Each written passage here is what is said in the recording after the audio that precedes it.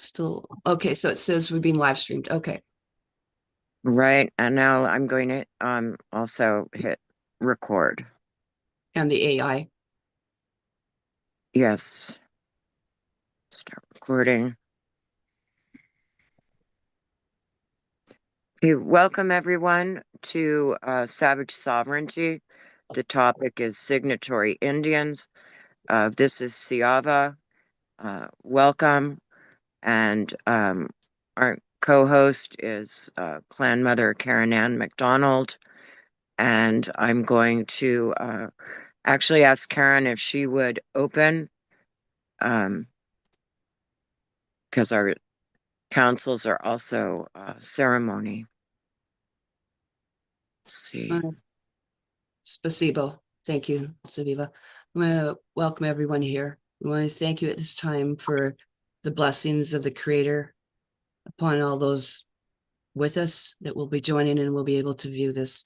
We are grateful at this time to be able to bring the messages and the restoration of this very, very important information that we need. The Creator has put together our natural law, our ways for our clans, our tribes, our children, as we protect the land and the water and those around us. This is for not only today, but for the times to come. And we want to impart that the spirit of the Creator is within all of us and will be touched by all of us that are hearing this. I thank those and for participating and for creating. And so it is. It's possible. Yeah, you. Oh,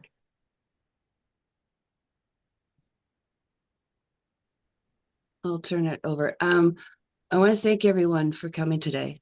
Saviva's been gracious to be a wonderful hostess. She runs a YouTube channel as well, and it's called Mending the Hoop. There have been many people over the years, and I noticed even as recent as last night, she's still there reading page by page meticulously to get the information out about what has been dispensed over the years orally, and at one point was put down to some paper.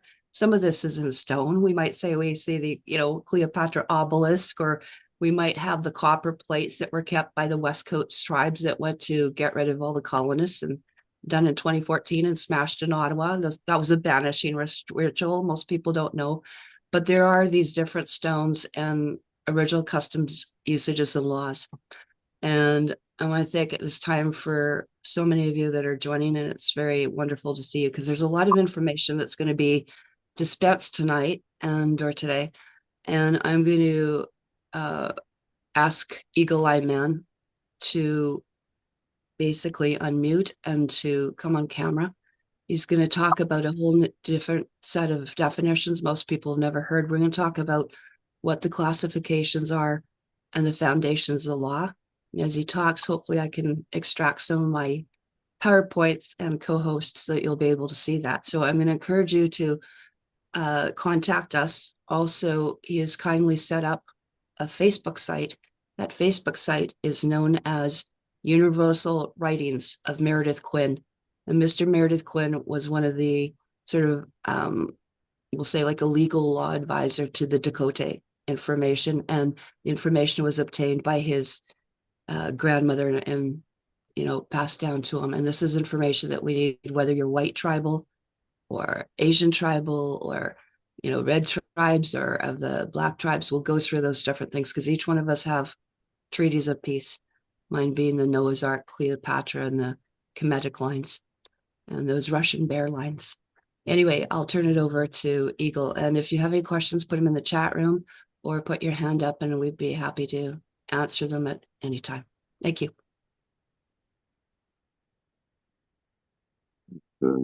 Greetings, everyone, and whom these presents may come in that legal terminology. Nia Kihuliski Zignapu, an Eloy man. I was adopted into the Shishitipiwakwe Nishinabek tribe a couple of decades ago by brown-spotted eagle woman. And basically, I learned of international law from Meredith Quinn. And just to clarify, there is a page on Facebook. It's Universal Law, the writings of Meredith Quinn. And there's a lot of knowledge on there, a lot of Meredith's writings are put up there on posts and things for people who want to read and research more. Basically, I'm just hoping to get this knowledge out to the people and the clan mothers, and that if they come together, they have the power to stop all of this, what's going on in the world, basically, through law. It's not a fight if you know who you are.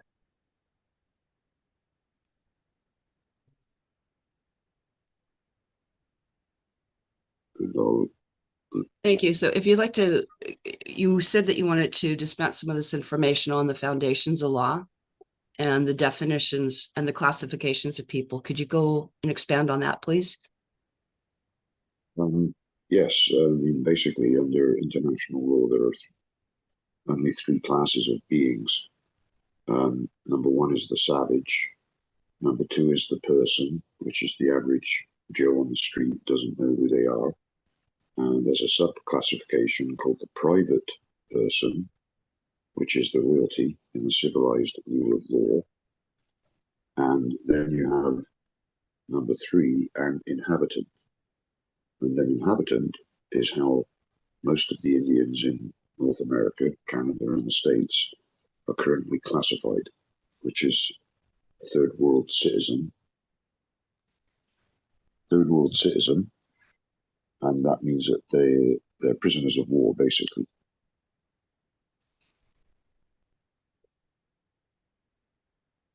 Would you like me to just keep going? I'm going to let you Yeah. just run for as long as you want right now, because I think these are really important definitions. And then I'll bring up some of the PowerPoints that we have. It has been dispensed to some of the different people, and that has been sent through thumb drives and stuff like that. One of the things, if I could get you just to speak maybe a little closer to the mic, just because the sound is not, it's kind of a bit muffled for people. So if we could just get a little bit closer to the mic, might help. Thank you. I think I'll just shut off my camera as well, because that might be affecting my bandwidth. But It's actually okay. It's okay on my end, but okay. Basically, what I'm talking about is what's known as a signatory Indian.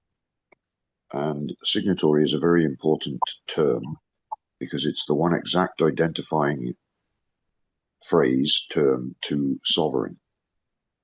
And sovereign does not mean what most people think it means either, actually. So the one thing that the Romans, the civilized world, and this is who you're dealing with, right? If you're in Canada, the States, they're all civilized nations, which means they're telling you that they are Roman nations, because civil law means Roman law. And the only thing that they recognize as sovereign is head clan mothers, which is what the movie Avatar was all about. It showed you that the head clan mother was the queen in English. She was the law. So sovereign, to be sovereign, you got to believe in and practice in your ancient religion. And religion just means law. That's literally what religion means, law. So if you go by the system that you know your clan, you have a head clan mother, and she's got a chief to speak on her behalf, that is recognized and acknowledged by the Romans as sovereign. And as sovereigns, you command what you want done. You don't suggest to the Romans what they are to do, you command them what they are to do. Now, since I first learned about signatory Indian 20 odd years ago, I've had a number of experiences with the RCMP, traveling with my friend Wienuskus, who was a chief picked by the women of his clan, where the RCMP have stopped him traveling on the highway. He travels no license, insurance, registration, and once he tells them who he is, they just leave him alone and he carries on his way. I've had the same thing happen to me one time I got stopped by the RCMP, supposedly driving with no license, insurance, and registration. And the cop told me that he was going to arrest me for all three and tow my car. And when it was all said and done, after he finished questioning me in the back of the car, he got out of the cop car and drove my car home for me, gave me the keys back, and didn't charge me with anything. As he was giving the keys back to me, he said, "You understand, you do realize if I see you driving your car again, I will have to tow it." And I drove right by him an hour and a half later with a double bed on top of the car now, and he didn't even touch his brakes and just kept on going. The reason he did that is because when he was questioning me, he was following proper protocol, because he'd been informed by his superiors as to the true nature of the law. And when he questioned me, I did not give him jurisdiction. He asked me my name, Eagle Eye Man. "No, what's your real name?" I told him, "Eagle Eye Man, are you hard of hearing?" Then he asked me, "Well, where do you live?" I said, "On the territory of the Shishipsipiwakot Anishinaabe." And then he said, "No, no, no, where do you really live?" And that's how he said it. It was quite comical, really. And again, I repeated it. And then he said, "Well, I mean, Dauphin, Camperville, Duck Bay, Winnipegosis." He named off the towns and villages around. And I said to him, "Well, those places you speak of are on the territory of the Shishipsipiwakot Anishinaabe." And that's when he got out of the car and drove my car home for me, basically. So I know that this works because I've experienced it working myself, and I've seen it on numerous different occasions with other signatory Indians over the years. We even had a corporal from Regina come up to where Wieniscus was living up in Moody Lake one time. He came up for the day, and he was sent special CID, was his detachment or department that he came from, and he was sent to set something up so that his officers did not get hurt when pulling over signatory Indians. See, what I'm trying to explain to here is you've got to start thinking in terms of sovereignty. And if you come from a sovereign nation, your own tribe, you have diplomatic immunity. You literally cannot be charged by the police for anything, because for them to try and charge you is actually an act of high treason on their behalf. They're on your territory, and they're meant to be bound. They're meant to do as you tell them. They're not there to put that law over you. They're actually there to stop His or Her Majesty's citizens from bothering you. If you can think of it in those terms, you don't live in Canada, you don't live in any of the provinces. Those are Roman legal constructs that only exist on paper.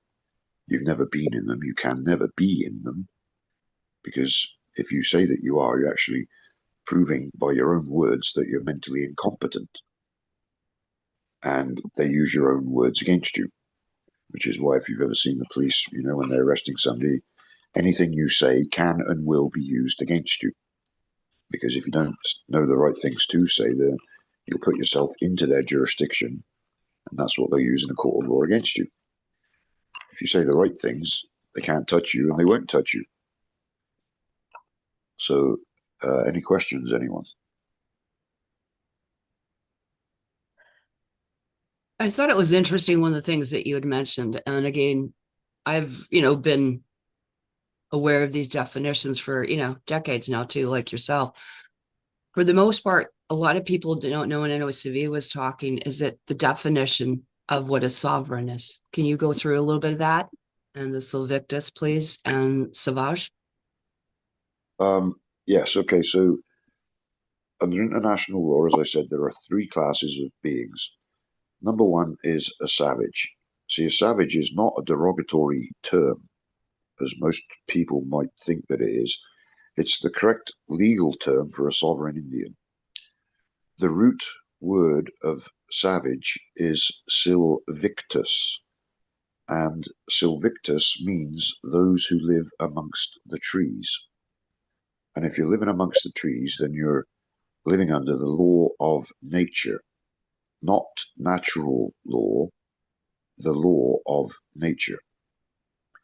And why that matters is because if you look at nature and observe the animal kingdoms, throughout the animal kingdoms, you will see that the woman, the female, rules. Queen bee, queen ant, horses, elephants, head matriarchs, geese when they fly are led by a female, deer, moose, elk, bear, all have a head female at the head of the society.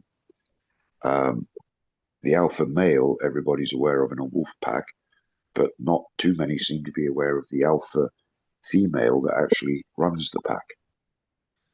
So why this matters is because then nobody can deny that that is the creator's system of governance. And that is why it's known as the supreme law of the land. There is no other higher law other than the creator's law. And the creator's law is that the female rules, which is what your head clan mother is in English, the queen. She is the sovereign, and her sovereignty extends over the members of her clan. That's what protects them.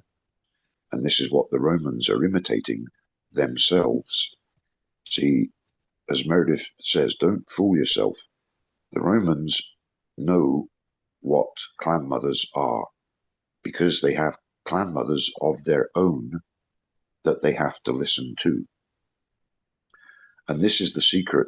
This is what's known as the arcana imperii, state secrets. This is how the world is really being ruled.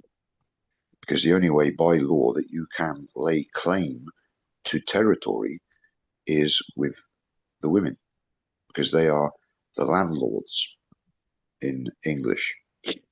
And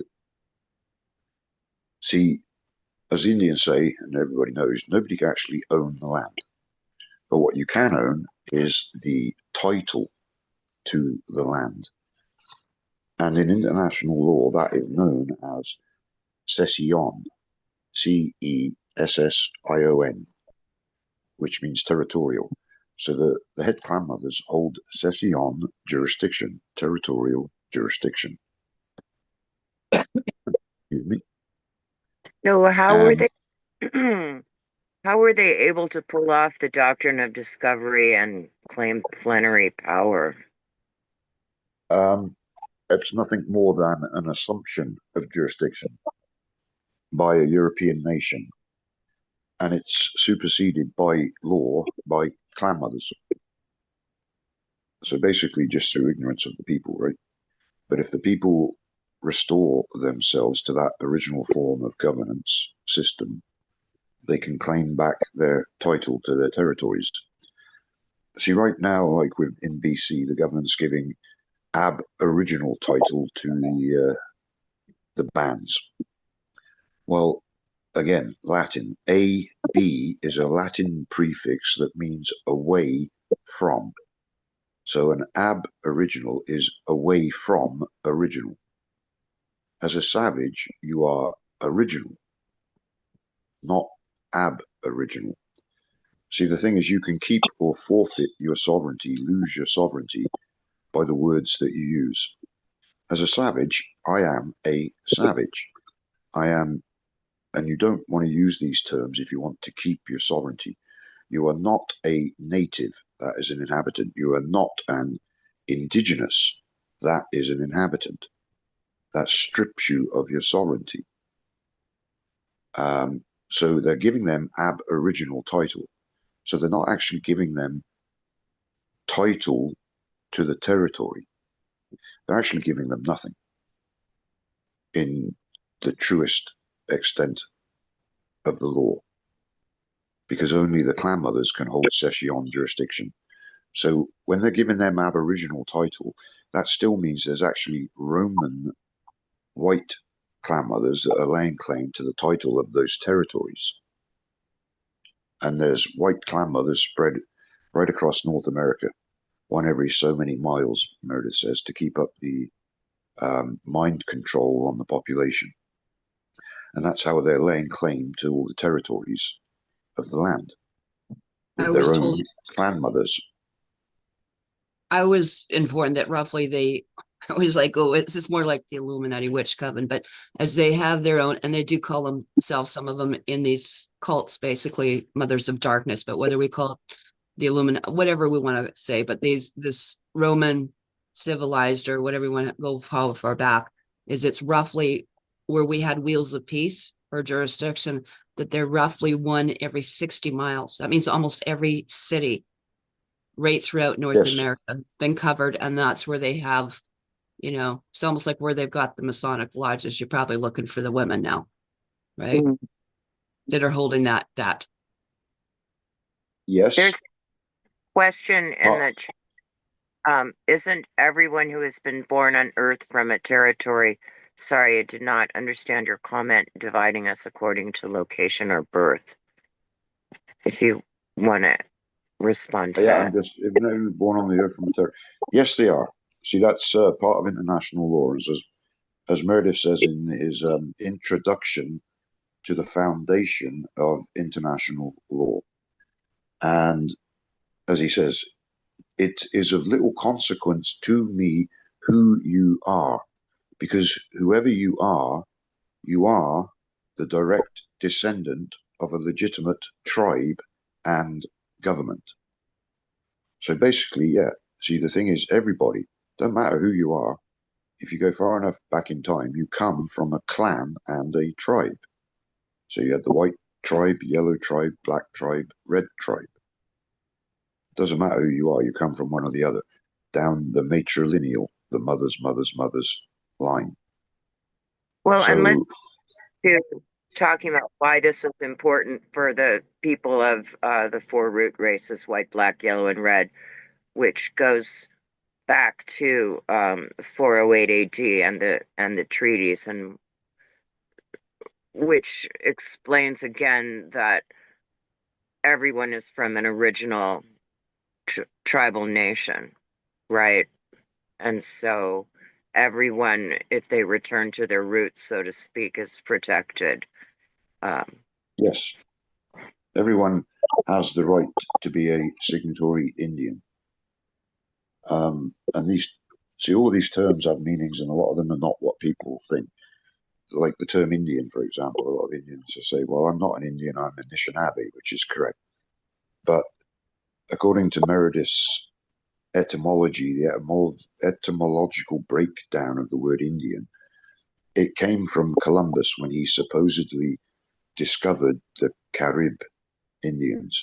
How he described them was los sin Dios, those without God, which technically was true because they hadn't forced their religion on the Carib people at the time.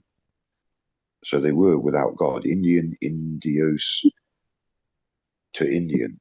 Indian means those without God, which, if you come from your original religion, is true because God is not your religion. And this is why religion is actually very of the utmost importance, actually, because, as I said, religion means law. So you can't. There was a group of Indians one time saying that they were sovereign, and they were in court, and the judge told them, you cannot go to church on Sunday and be an Indian on Monday. See, and that might sound funny, but he's making a legal point. What he's saying is you cannot be a Christian or a Roman Catholic or any other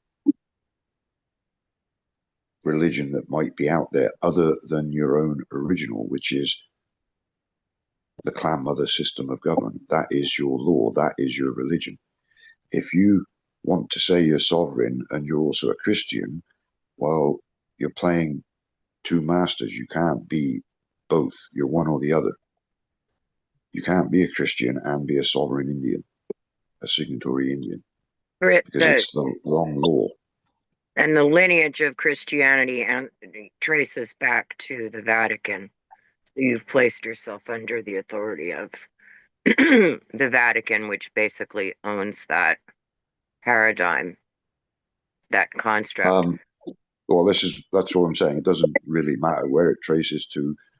other than the fact that it's not the original. Period, right? Any religion means law that isn't of the original. Well, it's not of the original. Original meaning first, primitive, ancient, original, came before all of these other ones. So they Johnny come latelys, which is why if you say you believe and practice in any of those religions, you're taking yourself out of your sovereignty because it's a later law. It's not the primary law. It's not the creator's law. And let's Does talk that make about sense? what the tracing of the word sovereign, because a lot of people are questioning and as to whether or not it's part of the domination code, and actually it's not. Could you talk about that? Well, in French, sovereign comes from sous their reign, under true queen. So if everyone's getting what I'm saying about a head clan mother being the sovereign, the head female, sovereign, under true queen. If you have a head clan mother you pledge your allegiance to, she is your queen. You are under true queen, sovereign. That's what the Romans recognize as sovereign and will do as they're commanded to by a sovereign. There's been a few different groups of Indians over the last 20 odd years, 30 odd years now, that have done their paperwork to the Queen of England to notify her, this is back in the day before she passed, as to their standing and existence as sovereign Indians, signatory Indians. And the clan mothers commanded the Queen of England to do some things, and she did exactly as she was commanded to do. And she did that because she had to. Because although she's a sovereign in her own right, she's only a second world sovereign. She's a private person. In the civilized rule of law, that's their equivalent of the savage sovereign. But it's not equal because they're still below in the hierarchy of law. The savage and barbarian means the same as savage. They're synonymous terms. Are the first world. The person, the imitator, private person, private imitator, is exactly that, an imitation of the original. And then, as I say, you have the inhabitant, which is your prisoner of war, Indian. And a reserve is technically a concentration camp. That's literally what a reserve is. It's a concentration camp for prisoners of war. All the Treaty 1 to 11 Indians, if they call themselves from this treaty, that treaty, I'm a treaty, whatever, an Indian, they're saying that they are a prisoner of war. So then they're not sovereign. And the reason why they're not sovereign is because the reserve goes by an elective system of governance where they vote by majority vote for a chief. While in that system there is no head clan mother, there is no sovereign. As opposed to a clan where there's a head clan mother who is the sovereign and she picks a chief to speak on her behalf. So that's two different forms of governance. One sovereign, one isn't. And that's why the treaties 1 to 11 never signed away any land, because the Indians that signed them, when they signed those agreements, were no longer sovereign. So they couldn't sign away the land because they did not have the sovereign authority to do so. For any treaty to be valid, it has to be signed by the head clan mothers. And any of the treaties 1 to 11 were not signed by the head clan mothers. So that's how you know that they are not a treaty. Now, there's an old saying, the white man speaks with forked tongue. The Romans speak with forked tongue. And that word treaty, if you look it up on the United Nations website, there was a section for the meanings of terms under international law. The very first term was treaty. It says treaty, an agreement between two sovereign nations. then there's a period. So that period ends it. That's it. That is all a treaty is, an agreement between two sovereign nations. But then the paragraph went on to say, but any international agreement can be called a treaty. And that's why treaties 1 to 11 are called treaties, because they are international agreements. But they are not actually a treaty, because they're not between two sovereign nations. But they are international agreements, so you can call them a treaty. And that's where the deception comes in. And they're treaties, Reatise.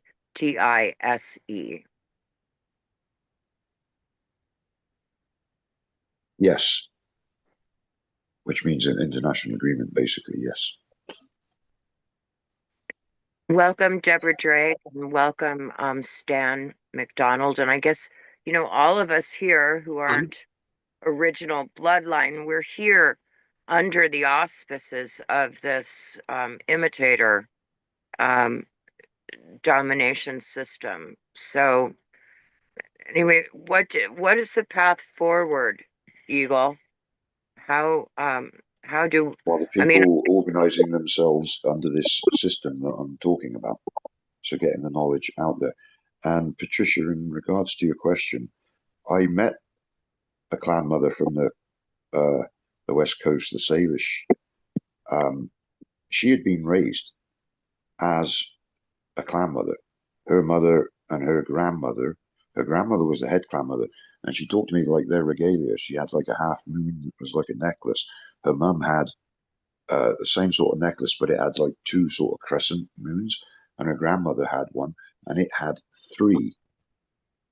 So I know that they do actually. All tribes, if you go far enough back in the timeline, did have clan mothers, and as far as I understand, the totem poles represented each individual clans as well. I think That's correct, could be actually. mistaken on that, but You're so not mistaken. just to say that, yeah. So I I'm thinking that they do have clans, Patricia. It's just that if you realize the amount of disinformation and crushing of ancient tribal knowledge to try and knock that out of the people that's gone on, and it doesn't take very long, it seems, to actually engineer these kind of resets in the memory of the peoples. Like well, 3, 4 generations, you can create a totally new history almost. when you take the children and put them in residential schools and punish them for speaking their own language and give them new names, it's, accelerates the process tremendously. May I just add here for just one moment? Mhm. In here is an example of the copper plates. Myself, as a clan mother, Kieran McDonald, I'm right now presently in the Sinaiac territory. Okay, what people would think is British Columbia or the Kootenays or, along this area. But the Sinaiacs are also with matriarchs. I mean, they're in their pit houses right now, and they are the matriarchs from here. One of them is Marilyn James. The problem being is a lot of them have taken injections. They have taken MTD or mitochondrial DNA. So the Supreme Court has now ruled that they are basically a homo, no longer sapien, but a homo cyborg genesis, like a cyborg, like you've been spliced I genetically. think So the term they created is a transhuman. well, the transhuman, but the legal term, Well, the law term yes. is, yeah. Well, that's why I'm So, saying transhuman, because they created that category at the United Nations, didn't they, just recently? A new right, category of being a transhuman. right. And that'll come in with anything graphinated or some of the different, I'll just say injections up the nose, up the mouth, and, wherever it might be. This was Bo. I just wanted to show this because these artifacts have been kept by these hereditaries. I actually held all of these. These plates that you're seeing went to eventually Ottawa, and a lot of the original, some of these treaties were actually put onto copper plates. So I just wanted to add to that they did exist. And there are some that still have. So even the Schwetmack territory where I arrived actually into Kamloops, by the way, in 1964. So I'm quite aware that a lot of them have come away from that. And it was the suppression of the women. But if you go back, these are the very few hereditaries that kept these treaties there. Okay. And they went to Ottawa and they were smashed after we were in council.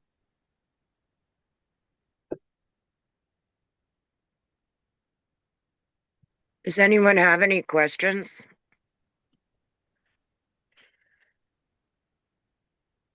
I'm just hoping Stan is going to introduce himself.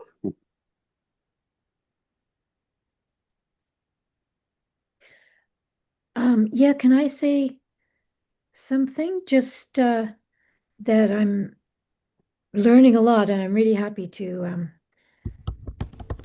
this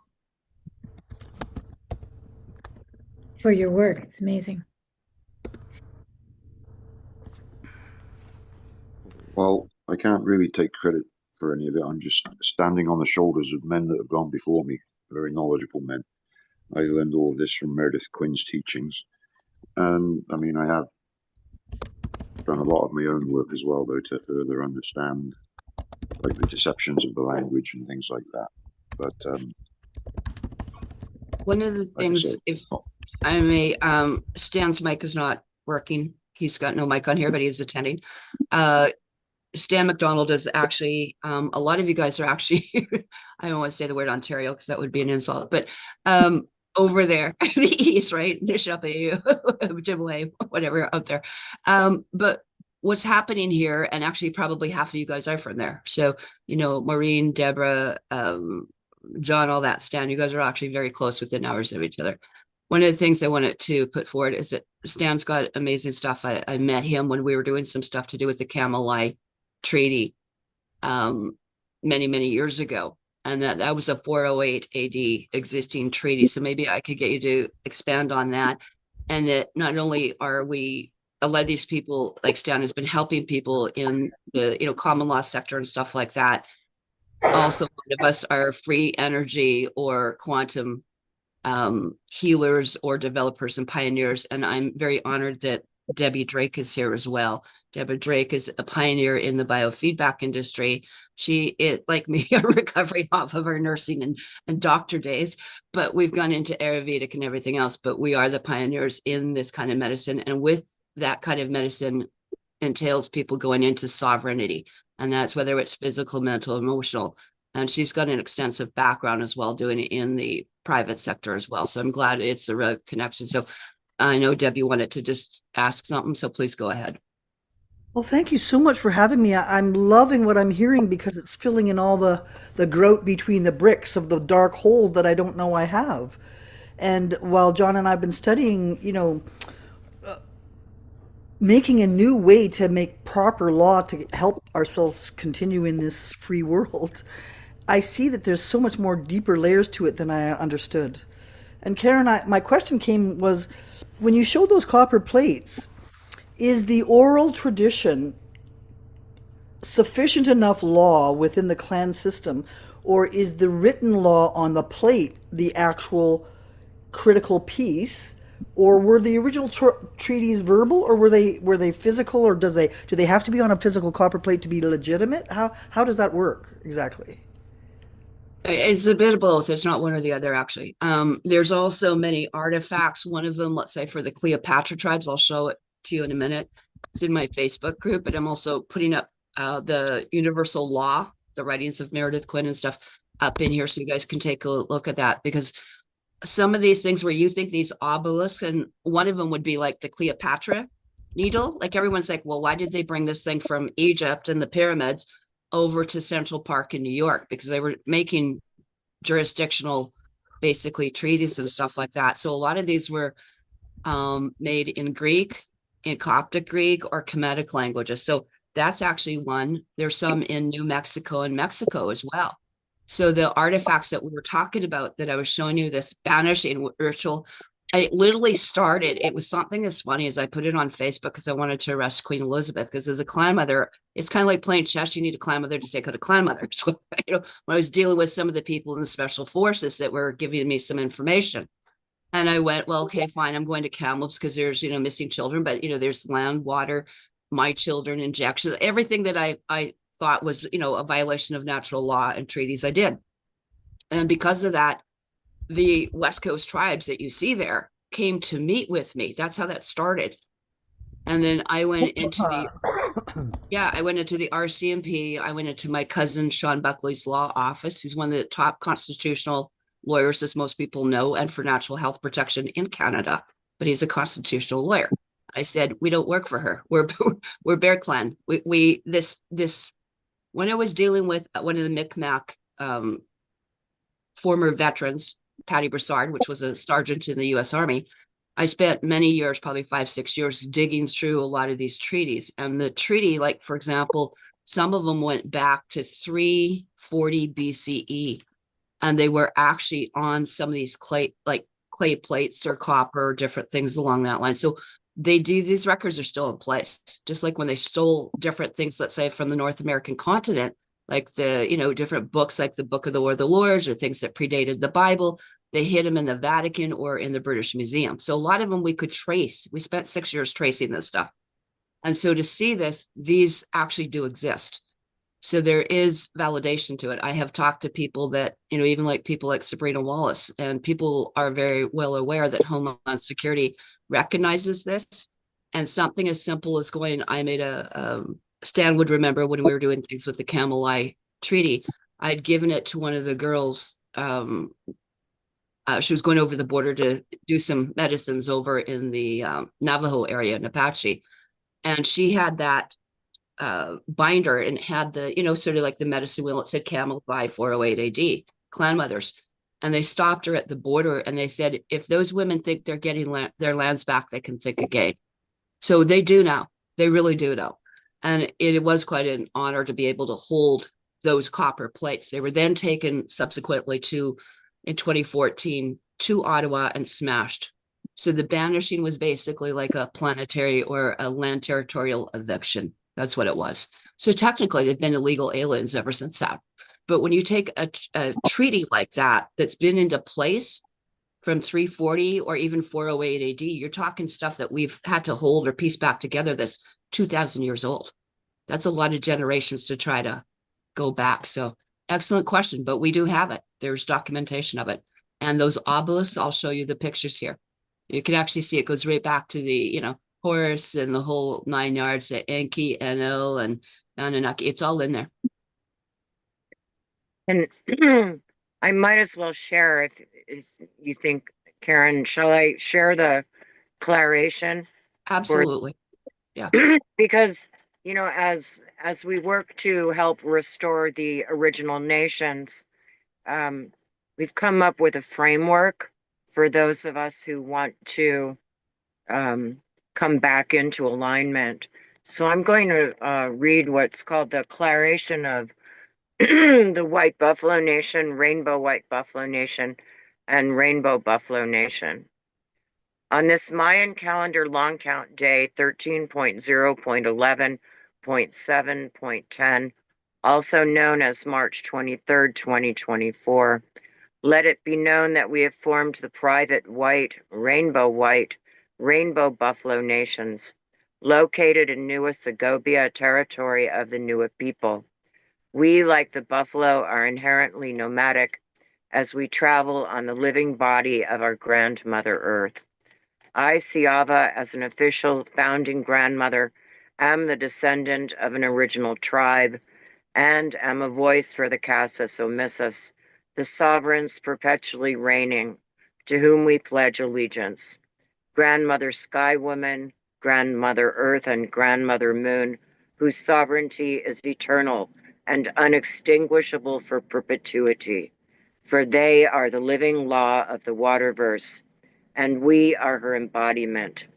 Do at their behest call all who are here for the mending of the hoop and healing of the earth, to affirm alliance with the White Buffalo Nation, Rainbow White Buffalo Nation, and Rainbow Buffalo Nation and allies.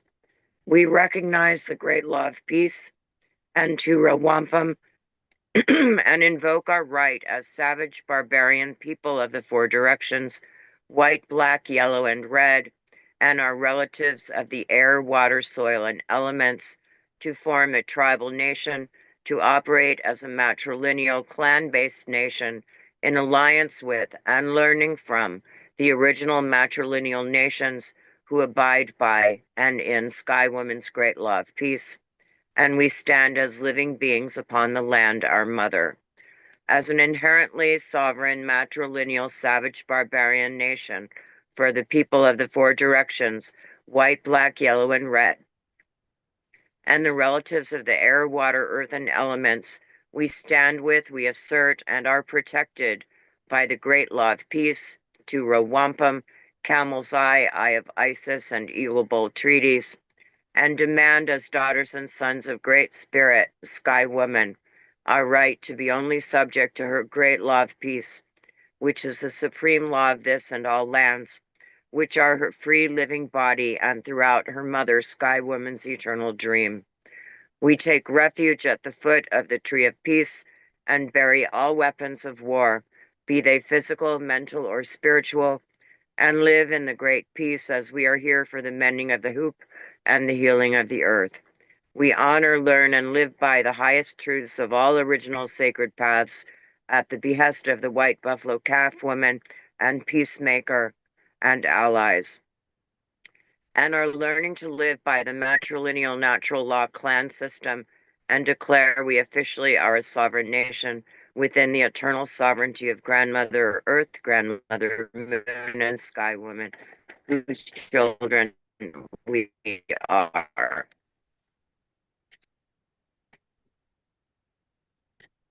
And that's been shared, being shared, and meditated upon by my Ocherisakuan relatives and other grandmother circles, and how we proceed.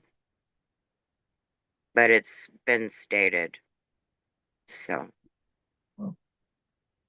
I think, Eagle, if you could expand a little bit on actually the foundations of law, because most people don't realize like that Campbell's Eye was actually an international treaty of all colors, whatever you want to say, but for the different lineages from the Anglo, the Saxons, and Mercia, basically, as you think, all of Europe. There were tribes, and then there was colonized, kind of like shapeshifting, whatever you want to say. There were the races, but many Roman of us have imitations, second law of the land, yes. yeah, that have basically original bloodlines. And that's where I'm coming into. This is where it's traceable through mitochondrial DNA, through genetics, all sorts of Well, things.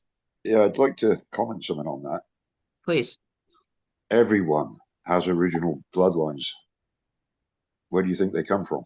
Like, there's none of this separating the bloodline. I don't agree with what that, like, trying to separate people on the. Everybody comes from a clan. Everybody has got original bloodline. Okay, you follow it back down your mother's side. It doesn't matter who you are. You come from a clan and a tribe. Everybody has the right to be tribal. It's a matter of whether they wish to exercise, believe in, and practice that religion, that law. What I'm referring to, just you know, there's things, and I'm not saying in that because there's over 60 blood types, and I agree that they're all creator based. But what I'm saying is we also have things like splicing and cloning right now going on. And there are things like that that we have to factor in as well. That's what I'm saying. Yes. There are artificial, semi-synthetic clones right now that are Well, not the very recent sort of creations, yes, or maybe since the time of Dolly the sheep, the last 40 years, I imagine they've been doing it, but relatively new speaking. But in regards to the foundation of international law, this is the thing most people don't realize. The American Indians actually created international law. And it came about because of an event that happened prior to 408 AD. So basically, the white tribes were having troubles with these guys called the Romans, who were going around raping, killing, murdering, pillaging tribal peoples and stealing their territory. And they'd already, because they'd been battling with these Romans on and off for thousands of years, had started to lose their spiritual powers on how to control the forces of nature to keep the peace. So what ended up happening is the white tribe, the red tribe, the white tribe, the yellow tribe, and the black tribe all went over to the North Americas to ask the North American Indian for help. And before the North American Indian could help them, they had to sign a treaty as if there had been a war, even though there was no war, and that they had been defeated in warfare.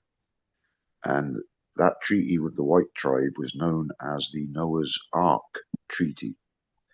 Then you had the Seal of Solomon Treaty, and which tribe was that one with? The Asians, the Yellow Tribe, and the Palladium of Troy, which I think was with the Black Tribe. Seal of basically- Solomon is Israel. Right there. Yes, that's not what it says though. It says either the Black Tribe or the Yellow Tribe, Asians, I haven't got it on me. Asians were the Palladium of Troy. Blacks, Arabs, and Israel were actually Seal of Solomon. Okay, so Solomon's yes, temple. right. So each of those treaties represents a surrender of that tribe's sovereignty to the American Indian. Then, on the American Indian side, there were 3 treaties, and this is where the tribal custom and usage on the American Indian side: wampum belts, canes of authority, and peace pipe treaties. So you have 6 treaties that are the very foundation of international law. And from that, you get the law of nations. From that, you get international law. And all civilized nations in the world are bound by these 6 treaties.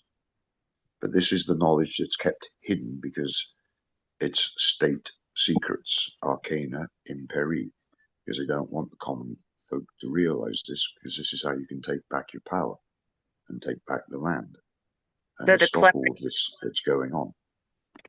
So the declaration should actually refer to all of those treaties. I mean, it's in a phase right now of it and it's being considered. So I would ask that you send me those notes so that we can modify it so that it has all of the inherent authority. And it's, my feeling is that if you're here for the mending of the hoop and the healing of the earth, I was asked by White Buffalo Calf women and allies to create something new that is old, so that those of us who want to be on the red road and part of that original goodness have something to be part of, so that we can, step out of that which is death producing and,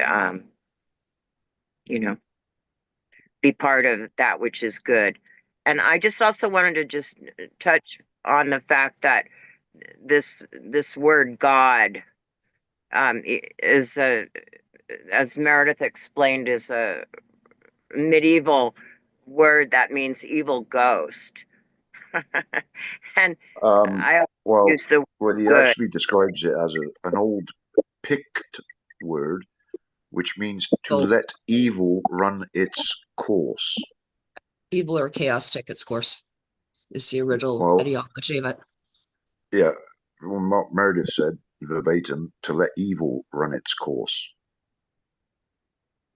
So when you're praying to God, you're praying to let evil run its course. And I'm not saying that to upset anybody that might believe in God, because you got to understand there is a creator, great spirit, but what you call it is going to determine what jurisdiction you fall under and what you're actually praying to.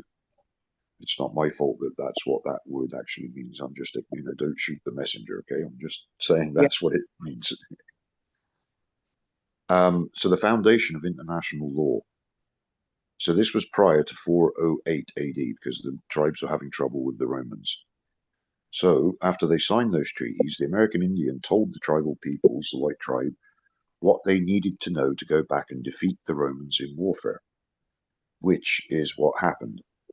And in 408 AD is when the Visigoths, they say, Dragon Alaric sacked Rome, which is the first time in Rome's then 800-year history that the capital had ever been sacked. Right? They were defeated in warfare, unconditionally. And because of that, the Romans had to sign a treaty of unconditional surrender, which was commonly called between the different tribes the Eye of Isis Treaty, Eagle Bowl Treaty, and Camel's Eye Treaty. And some of the terms and conditions of that treaty is that North American Indians were to be given their credentials to travel amongst the hierarchy of the world. They can go anywhere in the world, right? Period. And that the Romans would have to do everything humanly possible to protect tribal custom and usage. And I say humanly possible because that's how the Romans described themselves as humans. And if you remember earlier, I was saying I'm a savage. A savage is remote from human. I am not a human being. I am a savage. I'm not a native. I'm not indigenous, because those are terms that take away your sovereignty. So, 408 AD, the Romans had to sign an unconditional surrender. They are still bound by that treaty. But for them to honor it, you have to be the kind of Indian that signed it and who it was signed for and on behalf of. And that was signatory Indians, those that were practicing tribal custom and usage, had head clan mothers. Now, also, at that time, North and South America was known as the Americus Empire, and it had one head clan mother for the entire North and South America. So that shows you one thing, that it was extremely well organized. And Meredith said at that particular time it was a Dakota head clan mother who was the head clan mother for the empire. So the chief of the whole empire was a Dakota chief speaking on her behalf. And he was actually in Rome in 408 AD and was a signatory to that treaty. And this is where that word signatory comes in regards to being sovereign, because only sovereigns can sign a treaty. Remember, treaty, an agreement between two sovereign nations. So the parties making the agreement have to be sovereign in order for it to be able to be a treaty. So that also tells you that Columbus didn't discover the Americas in 1492. They had known about the white tribe and the red tribe had been trading for 1,000 years before Columbus supposedly discovered. And I say supposedly discovered because Columbus actually already had detailed maps of the coastline, latitude and longitude of where he was heading before he left port. He didn't discover anything, but they had to make the claim of discovery so that they could assert this doctrine of discovery to make a claim on the land. What he was actually was ciphered as a pirate so that he could break the law and was sent over to exterminate the Indians that they had the white tribe had the trade agreement with. So there's more history involved through the timeline. Rome lost its power to the empire in 408. That is when you look is when they teach the beginning of the Dark Ages. Well, the Dark Ages just meant it was a dark time for the Romans because they were no longer in power. The tribal peoples were back in power, and it was a peaceful time again. But over the next 1,000 years, Meredith says the descendants of the Romans managed to accumulate monies, and they brought back title to the old Holy Roman Empire from the descendants of the White Tribe in 1491. But part of that agreement of them purchasing back title to their old empire was that they had to honour the terms and conditions of the prior treaty of 408. And that responsibility was given to the Crown of England, because England had long been considered the second Rome. So that's why you can direct a lot of stuff to the Queen or King of England, because that's the monarchy that was given the responsibilities to uphold the Treaty of 408. So, I mean, there's a lot. Like I sit here with such a wealth of knowledge of history and law that is extremely hard to, I can't get all of this across in just one, sitting like this sort of thing, right? But to be able to fully comprehend all the things that I'm trying to explain does take like a little bit of study or learning just to truly grasp what I'm getting at, right? But basically the simplest thing of it is everyone comes from a clan. If you go back to your original ways, that's sovereign. The Romans recognize it as sovereign. and you can command them. And Patricia, you said matriarchs. Yes. But as you may have just tweaked on, as I'm saying, if you go far enough back, they would have been clans in there because there's a head matriarch of each clan. Because as I said, back prior to 408, the whole of North America had one head clan mother. That's all of the peoples of North America and South America, because they all were organized under that system at that point in time. And And they the were chief based, over in Rome signed on their behalf. out of the cities, Minneapolis. The Dakota were, yes. Yes, the Dakota were. Had thing in there. One of the things I'm putting in, and we'll put underneath this video, but I put it into the chat room for people, is I made a playlist of over 30 videos, and some of them are only 10 minutes each. But a lot of what Eagle Eye Man is referring to is, where is this coming from and where's this history?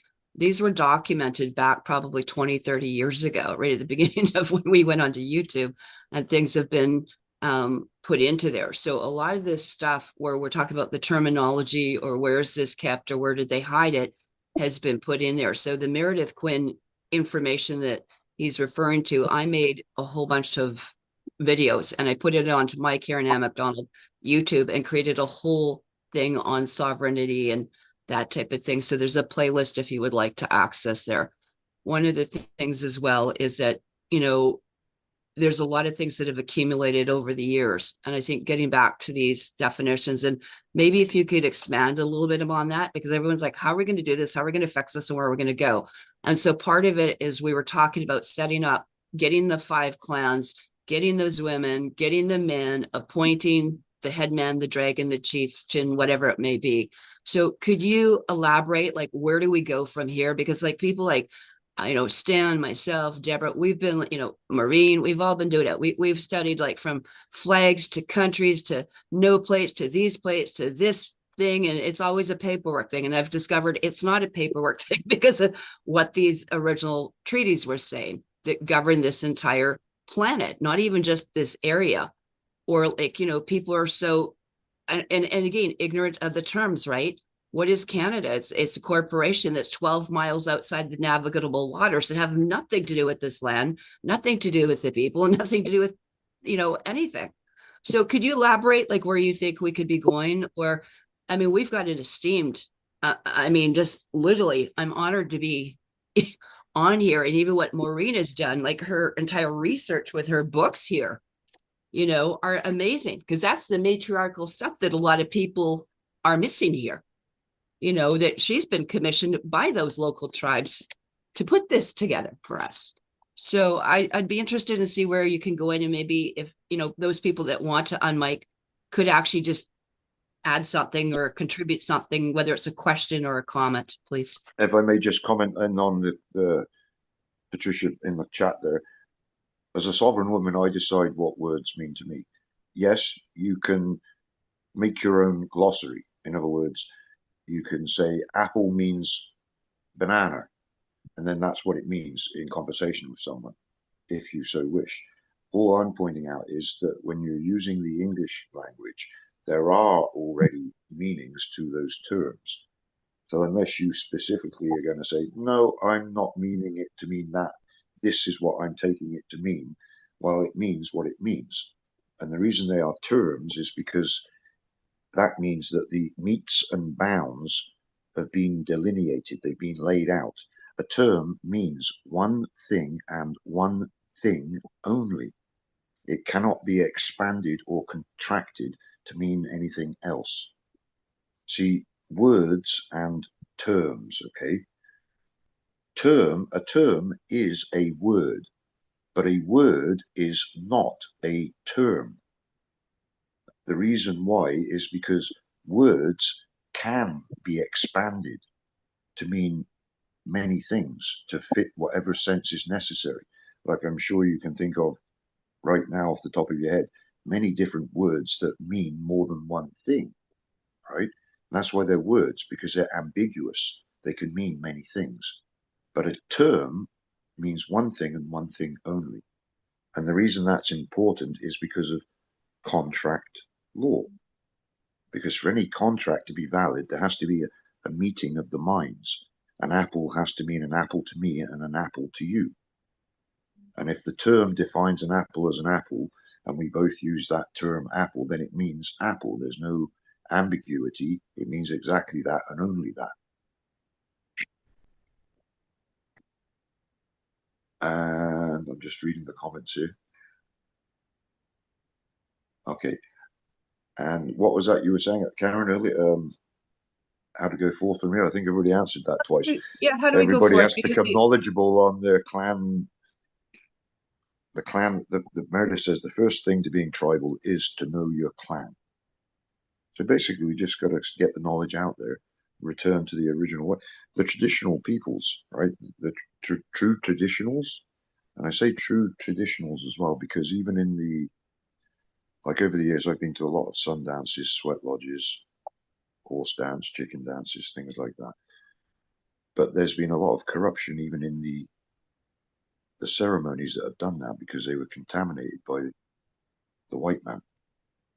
As an example, there was a Roman Catholic priest in northern Saskatchewan, and the boys told me this story 20 odd years ago. He could speak fluent Cree, and he would always come to all whenever they had ceremonies, sun dances, different kinds of dances. He would always be there. So one day they cornered him in a house, and they started questioning him, and this is what they found out. He had been taught fluent Cree in the Vatican, and he had been sent by the Vatican to see if the Indians were doing their ceremonies correctly again. I can get that. One of the things I just want to add, when I met with some of the matriarchs when I was like around Saskatoon, right, and going through that whole Cree Nahil walk, but I'd met with several of them. And a lot of those ceremonies, I was like, is this Hebrew? Is this like Jewish or what? Because of the horns and stuff like that. When you get back to some of the stuff in the Dene, it's very much like Tartarian. When I started learning Bear Clan songs, right? Hey ya, hey ya, ho, Yahweh, hey yo. Like they say hey ya here and they say Yahweh there. It's potato, potato. And we were all just basically, our dialects were basically screwed up. And I mean, the whole point of even clan mothers and stuff like that. Well, I mean, who hasn't seen, like you mentioned, Dances with Wolf or Avatar, or I use Jupiter Sunning all the time.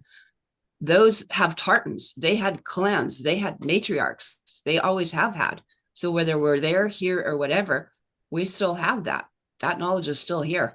But could you elaborate a little bit on getting the five clans and the tribes and how we start putting this together to challenge this system, to overtake this system?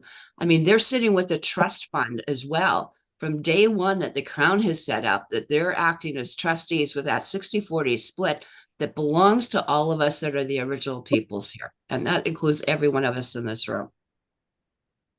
Well, it belongs to everybody, right? The Romans are just stealing from everybody. They're doing what they've always done from the beginning for thousands of years. It says, Meredith says, there's two definitions of sovereign. There's the Roman concept where they're sovereign and on top and everybody else is subject, slaves to them. And then there's the signatory Indian where everybody's equal, basically, which sounds a bit contradictory when you have a head clan mother who is the queen. But when you actually break down the words as a monarchy, being a head clan mother, it is a despotic form of governance, right? Because she does have the power of life and death over the members of her clan. But she only gets that power from her clan, from her family, her people, because they give it to her. That's what gives her that power and position. And that's why the Romans recognize it. It's the only thing they recognize as sovereign, because they have their own that they have to listen to, right? They've got the same setup, just that they're imitations of that. That's all. Wanna Go ahead. I want to mention that the union of the eagle, condor, quetzal, and hummingbird, and the work that's been done uniting with the people of South and Central America, and where there are still tribes that are intact. And I know I was hoping to be attending a meeting in May here in the States that grandmother Mima, who's Mayan, was going to be attending, because I think that a lot of the uniting is involving connecting with the people of South and Central America, because so much focused destruction of the original nations has taken place up north here. You know, I work a lot with the family of the keepers of the pipe, and you know, I mean, it's just so ironic and sad that Meredith Quinn's own people, that so much energy has been put into ensuring that that nation isn't um, restored.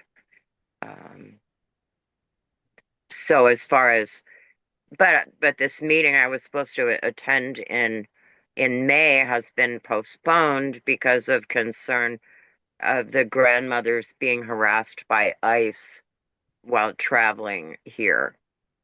So there's effort being made to stop the forward movement, because we need intact original nation for our movement forward, you know, as well. Yes, but as the question seems to coming up, how do we go forward? Educate the people, return to your original form. Education is what's required, I guess, and a belief in knowing in the old way, and practicing in the old way, not being a Christian or a Roman Catholic, or a native or an indigenous, and knowing that you're not living in the United States of America or Canada. You're on the territory of your tribe. Simple things like that that can give away your sovereignty just by the words that you use, right? Well, And it let's is talk very about simple. because one of the things is the impoverishment. You know, I mean, I have a friend who um, is the headsman of the original Ocheti Great Sioux Nation, and she's always saying, "Well, you can't be, you know, an American citizen." But so many of the people that I know are impoverished, and if they give up, you know, their Social Security or their this or their that, they can't. You know, they're barely surviving as it is. Um, Well, as I mentioned once before, not today, but you just accept that person as a gift from them, no strings attached. In the meantime, until you get yourself situated. Because, see, ultimately, I'm kind of leery about the money aspect all the time, because all of the money actually resides with the signatory Indian. And the reason I'm saying leery is because people could having been raised in poverty, to be presented all of a sudden with unlimited money. How do you think people respond to that? And as an example, you can look at a lot of people that win a lottery and are dead within a year or two. Why? Because they've never had money, and then once they've got almost like unlimited money, it seems, they'll drink themselves to death or do drugs and die. And it's not about the money, it is about the spirit, living in harmony and love for one another. So the monetary aspect for the meantime, as I said, if you understand you're getting those benefits through the person, through that legal entity and make-believe thing, just accept that thing as a gift with no strings attached. So they can't claim jurisdiction over you for using it. And this is why it'd be nice if Stan had his mic, because I'm sure he could be interjecting here on the contract side of things and more as well. But hopefully next time if he comes. Yeah, hopefully. Can you elaborate a little bit here too? I just put up on from the Facebook page that you put up, Universal Law, the writings of Meredith Quinn. But one of the sections here is that we do actually have precedent and, law that's been done, case law, not only in Canada. We found Judge C.C. Curran that said basically, the clan mothers have the allodial title, white and red, indigenous. But one of the ones I just put up here that was from your page that you set up was about Judge Urban, that they cannot bring the casus omissus in the law or treaty. And he talked about that with the United States versus Wounded Knee. And some of these are from the 1970s and 80s. They're not like, 200 years ago. Some of them were, I found, from like the 1800s, like the Canadian court cases. But Tim, could you elaborate, a little bit on that sovereignty and where we're going with that? And I mean, how it is recognized and that what they're actually doing is treason and high treason by even touching us. Yeah. Well, it's treason and high treason because, as I said, they're bound by the 408 treaty to do everything humanly possible to protect you. So trying to assert their law over you isn't doing that. It's doing the opposite. It's high treason. But that particular case, Judge Urban, in the consolidated Wounded Knee cases, said, as it says, we cannot bring the causus omissus in a law. What does it say? Law or treaty, right? In the law or a treaty and versus Right. treatise. Now, yes. This is another reason why I want to be able to converse with Stan, because common law, and I think we'd have an interesting discussion on that, because common law, when you look it up, usages and customs of immemorial antiquity. See, what a lot of people don't realize is there's a lot of different common law. There's merchant common law, there's statutory common law, right? But common law to its purest essence is usages and customs of immemorial antiquity. Okay, you look at each of those words. Antiquity is antique, antique is primitive, primitive means original. So usages and customs of immemorial, original. Immemorial is out of memory. Usage means the law that comes from usage, which is the repetition of an act over a long period of time, i.e., selecting a head clan mother to be the matriarch of the clan.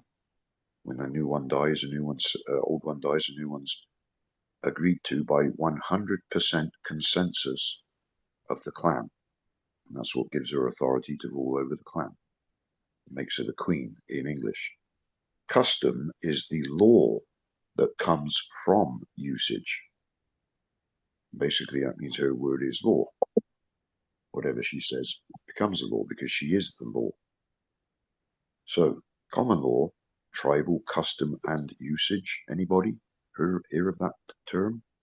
Yes. Tribal custom usage means common law. See, what that judge said is we cannot bring the causus omissus, the head clan mother, into a law or treaty because they are the law. What causus omissus, when you look it up, says a case not provided for in statute to be governed by the common law. And that's what I'm explaining about common law, usages and customs of immemorial antiquity. So a causus omissus is to be governed by usages and customs of immemorial antiquity. So we can't deal with the clan mothers because they are the law. Usage, custom, immemorial, antiquity, original, tribal custom and usage, which ties back to, as I said earlier, the foundation of international law. The North American Indians actually created international law when the other three tribes came to them for help. And the very important thing to realize, why the Romans are, the only thing they are scared of is the North American Indian clan mother, North and South American Indian clan mother, because theirs is the only sovereignty that remains unextinguished. See, although the white tribe went back and defeated the Romans in warfare, thus extinguishing the Romans' sovereignty, the white tribe in turn had surrendered its sovereignty already, though, to the American Indian to get the help required. Thus, it's the only sovereignty that remains unextinguished, and is why the Romans are scared of that. Because if the American Indian truly knew who they were, they could command the Romans what to do. They can take back all of their land. Oh, and Patricia, you were mentioning earlier, like your bloodline and things. One of the things Meredith says, right? If you are Indian or direct descent of Indian, you are Indian. And the reason I'm bringing that up is because of peoples that maybe, say, having their home under threat of being taken by the local bands getting title back to the territory. Well, they've got no right to take back your land if you're Indian. Because if you're direct descent of Indian, you're Indian. Who are these Indians to tell you when you're an Indian yourself? Just something to bear in mind. Can you also elaborate a little bit here too? I just put up again from that page here. I mean, it talked about even scripturally that it was in the Numbers 21 that the monarch of any tribal government were called angels, guardian angels, the Anglo-Saxon, daughters of the Great Spirit. To be part of that signatory clan, you had to be ruled by that castus omissus, but that they appointed the chiefs or the dragons or whatever we want to say at that point. Now, in here, it talked about the owners of the sovereign territories. Now, it talked about the exception of 5, 6, and 7 nations, and this goes back to George Washington.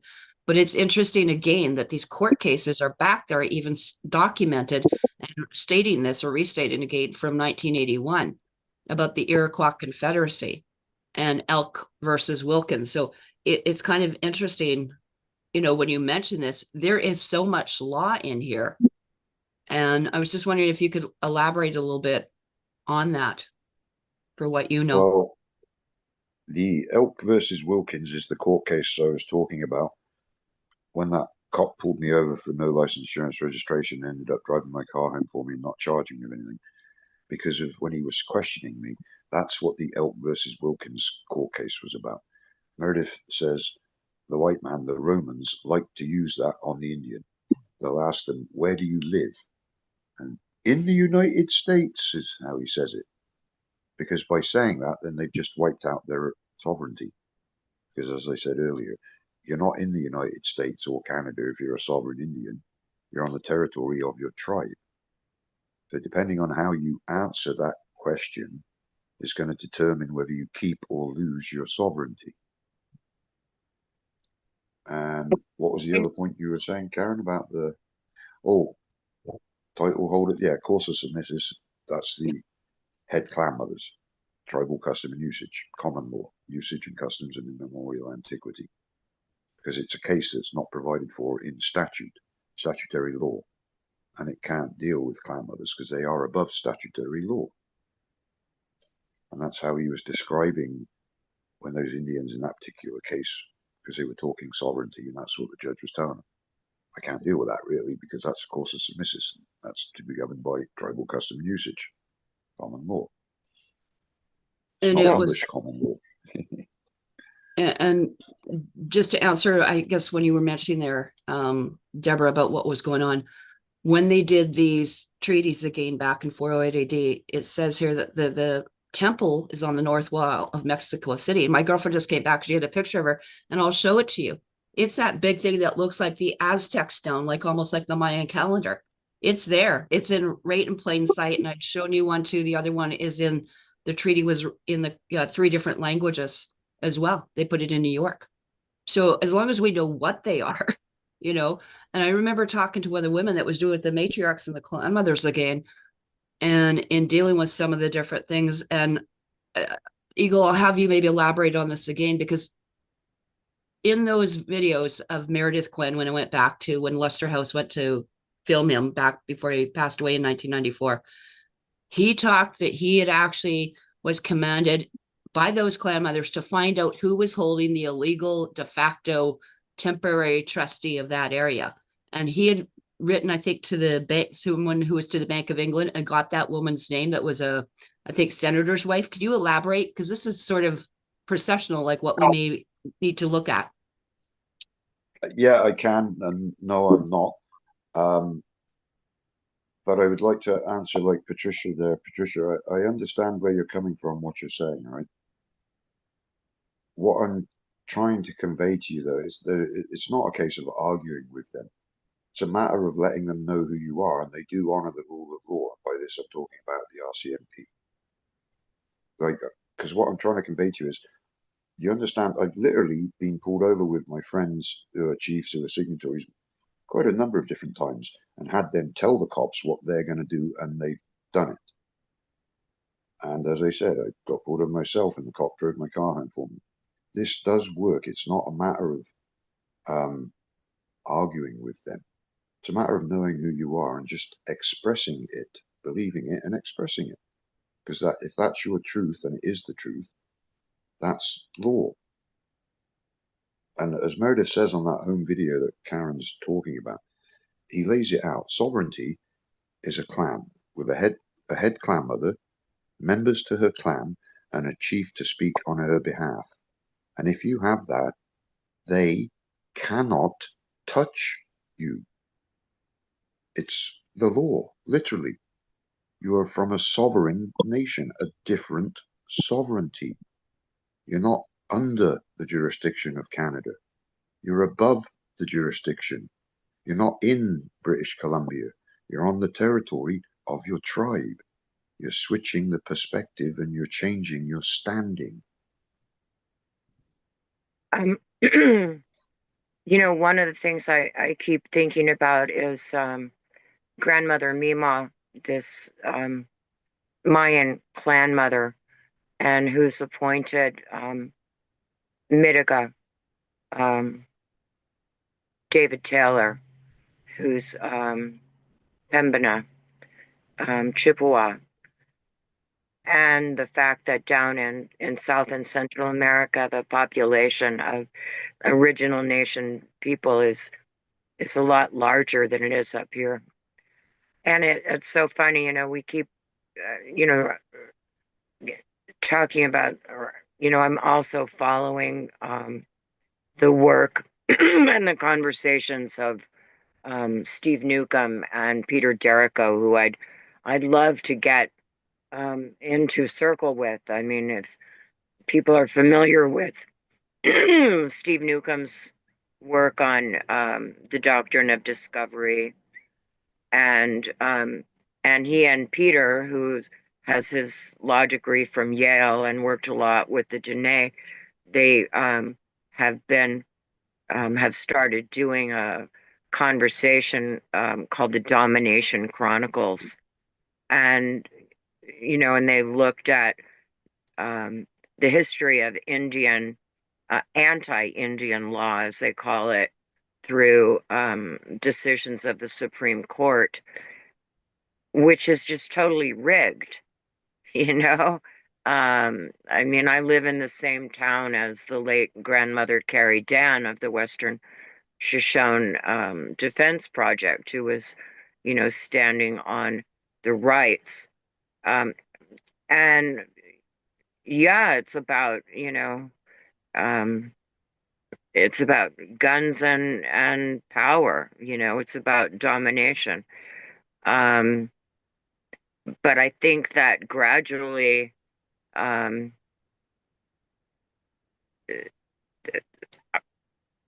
not giving up, you know, and people I hear all the time, you know, it's prophesied, the success, the rising and restoration of the original nation's people in the healing of the earth and the mending of the hoop is prophesied to happen moving forward.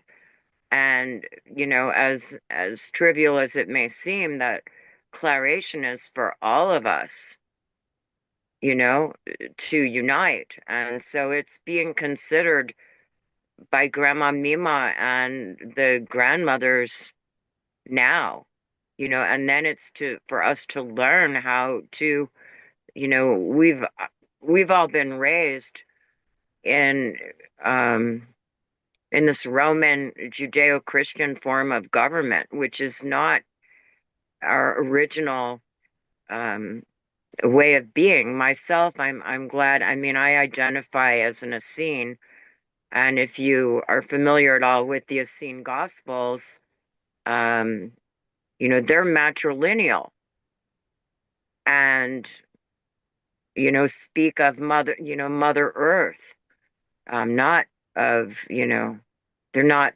patriarchal. So a lot of things are actually happening, and the fact that we're not being shut down. When my Lakota relatives who are in our council, not here today, but that we're circling with, they're not telling me to stop, and,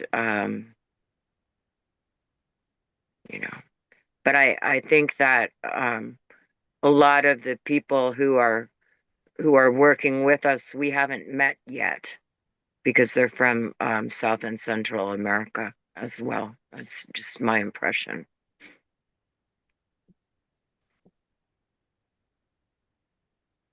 Because I don't know how to, you know, you know, I'd like to talk out an idea. If you want to reach across multiple continents with tribes that have their own rules and knowledge, you could pay $50 a month and get a free Thinkific site and start putting the knowledge up so they can all read it in their languages or have them translated. Thinkific out of Calgary, it's like, you can get 3 courses for $0, but you could put in there a class on history, a class on tribes, a class on law, or, I don't know if you are looking to educate people or you're needing them to find you to educate you, but somehow there's got to be a platform where it doesn't cost a lot of people money and they can learn this regularly and for free and ongoing. So I'm just Sounds like suggesting. an excellent idea. I just finished building a little, health safari club, and John's been building work on understanding the law, and we've been finding it quite useful because our students are all over the map in different locations. So this week I found a little button called the community room, and you can have them, you can hear their community room, but it's not in a Facebook all over the place. It's under your structured clan mother program, and then we could see what they're saying, what they're asking.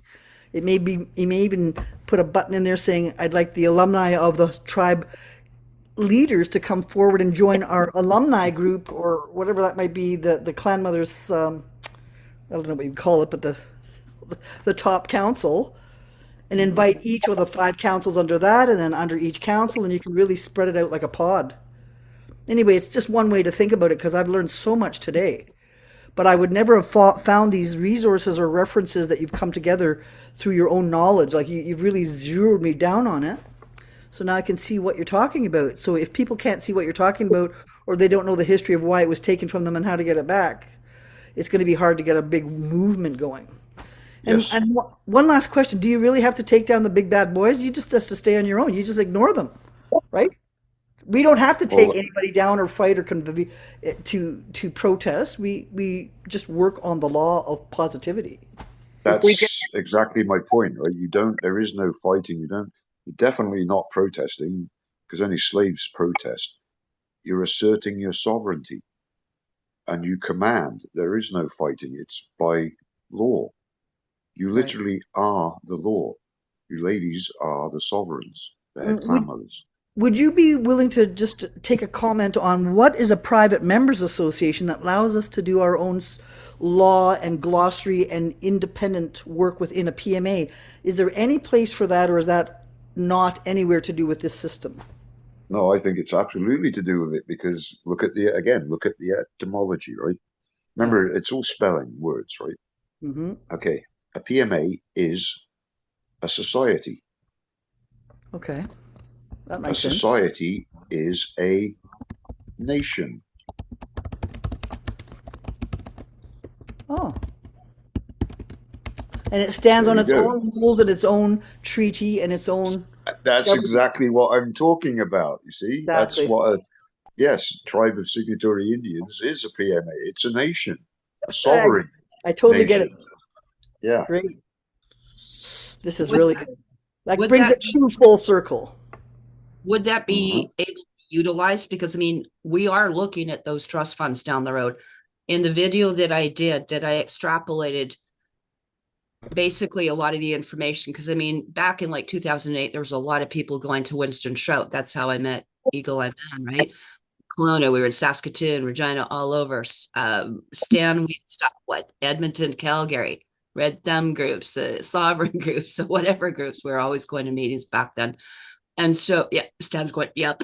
We were just like everything, like, but, everyone's trying to process. But at some point, that's what I looked at and said, that original trust fund actually belongs to us. They have no access to it, like, and genetically and clan and tribe, all of that. So now I'm trying to see how we can do that to extrapolate. Like, I know Asman, I'm not going to go down that thing and people, the salmon and these are federated fake chiefs and stuff like that. But as a group, we still need something that's going to be able to maintain those funds and the resources on there. And that's where I would like to come, because you are an amazing amount of knowledge, wisdom, and everything else, but also your hearts are amazing. And I'm just so honored to be with this group of men and women here, which is why I kind of thought, let's see what we can do on this afternoon and put our heads together.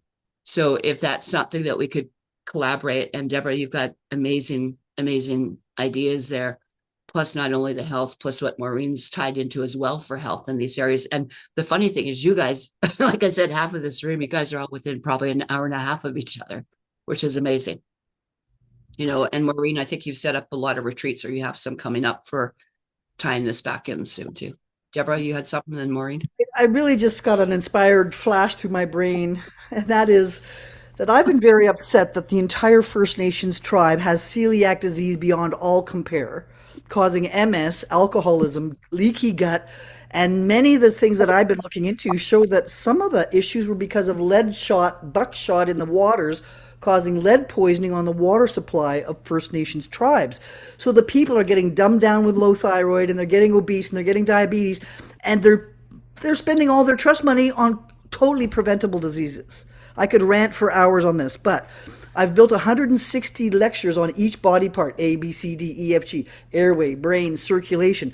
What if you had all the First Nations for the tiny little money, and we send them the healing frequencies for each of their tribes, and they say, my scanners can tell you what there's lead poisoning on that water, or there's pesticides or whatever. We could go on a worldwide, North America campaign and say, where are the troubles in the tribes and what do they need? And you do a scan for 15 seconds on my scanner, and I see the entire elements of everything that's there. And we see 52% of the people here are diabetes from pinworms and whatever it could be. But you could make kind of a contest online to say, where's my tribe? Where's my tribe? And get them all, like even doing a compete tribe. Who's the fastest healing tribe in the nation? Who's bringing their diabetes down because they used the proper herbs that were designed for that genetic mitochondrial DNA? And there's 6,000 herbs of First Nations in Canada that are not being used. I'm a professor at the Canadian College of Humanitarian Medicine, and my president says, like, we're not using any of the herbal herbs, and we're letting pharmacy just take over the country when you guys got the best herbs in the world and a place to grow them, and you could use quantum medicine to restore the soil out of its pesticides and then grow 2 times photosynthesis for great yields. I mean, you could do a lot if you just had some organizational coordination. Now, I have been so fed up for 20 years with not having that. I started this thing last week in my class, and I say, I don't care who you are, I'm sending you a playlist every week. Even if you never came to my class for 49 weeks, I'm sending every person in my class an airway, a brain, a circulation every week. And I don't care. After 12 weeks, all their organs should be a little better. But then if we did it another 12 weeks and another 12 weeks, I mean, after a year or two, you could create an improvement in the total health of the tribe so that they're not so poisoned that they can't think straight. I believe that they're so full of metals, poisons, toxins, fermentation, they may not be able to understand what you're trying to say to them. They may have to go through some kind of a systematized approach to clean them out, show them how they can think about what they're reading, send them to a private class online with everybody having a cell phone with their clean out lead poisoning buttons on their cell phone. That's how Karen and I work. It costs $49 for the software, ladies. It's we used to pay 35,000 for our computers. So now you can take the Quanta cap on your phone, and I just send everybody in the whole tribe the deworming or the heavy metals this week. You can do it en masse these days because of the internet. So I'm just suggesting that there are ways to go from tiny to huge, so long as you have an underground structure that keeps it anonymous, safe. You guys don't have to spend hardly any dollars to get this off the ground. And it might be that you have to be very careful about one more thing in your treaty, and that would be a consent. Some kind of maybe you need something at the very bottom of this that actually says the words, I consent to this, or I'm not quite sure the legal language, but maybe some of your legal friends would be able to say, I accept the tribe's healthcare and sovereignty training for $50 a month. And if we were wealthy enough, we could get some of the tribal money and pay for everybody so they don't have to come out of their pocket. So you give 100 people in the tribe, and so like I've already done this experiment with John Sargent. We took 700 Métis Indians, and we treated them with biofeedback for diabetes. And we were so successful that the government canceled the program in 3 months. We identified hundreds and hundreds of diabetics just from this special program that we had that anyway. So I believe that there's a countercurrent against you. You can't ignore it, but you're going to have to say, no, sorry, no more. We see the shutter's gone up and we see what you're doing to us. And we don't care what you're doing to us because it has nothing to do with us, because we have our own standing and status, and whatever you're doing is over on your yard, but we're playing in this playground and we're going to know the rules. And this is what John and I have been working for 3 years at Freedom on Canada. That's foc2day.ca. And that has how do you join our class to become self-educated on these topics, because no one's teaching it. So we've built a cyber classroom with how do you make a private express trust and move your sovereignty or move your, we're trying to learn exactly what is required to get around this, but clearly there's quite a few topics that are intersecting and so tangled that it really requires I would say, a study of ethics, morals, history, and you have these sections in your website and everybody sees it transparently. It's not hidden anymore. Anyway, I'm sorry I spouted off there, but I wanted to let you know that you guys are doing amazing things, and I know that it's just a little egg of a story, but it had a massive history, so you just have to figure out how to thread the needle through that tiny pinhole of correctness. I think No, what's I think amazing. that's awesome. Yeah, it's amazing, Deborah. But I was just thinking, like, yeah, but think of doing all of that, but from the position of actually being sovereigns, you can command all of it. You know what I mean? You remove a lot of those obstructions. Deborah, could You you can, say the web address again, please? Yeah, John and my John has written this. He's studied it for 25 years, and I'm his coordinating assistant to get the class up online. So it's called FOC2day.ca, and that stands for Freedom on Canada, not in Canada. It's Freedom on Canada. And if you can join for free, and you get into our vestibule room where it teaches you, do you have any desire to learn how to control your status and standing? If you do, then you can pay $25 a month and get the members library. And if you really want to study this exactly, we have a $200 a month course where we show you the 9 phases of gaining your status and standing with all the proper documents. See, and this is what I wanted to start touching on. I mean, is knowing the validity of savage sovereignty. And, I mean, what does that change as that, in the process of changing status? I mean, that's why, I've moved in the direction of creating of White Buffalo Nation, to create a mechanism that we can all say, yeah, we stand with the originals, and that if when our people would have first gotten here, we would have had an option other than being indentured to the Crown Corporation, to the Triple Crown. We don't want to be part of that, so I'm glad that this discussion is starting, because, this is really the crux for all of us.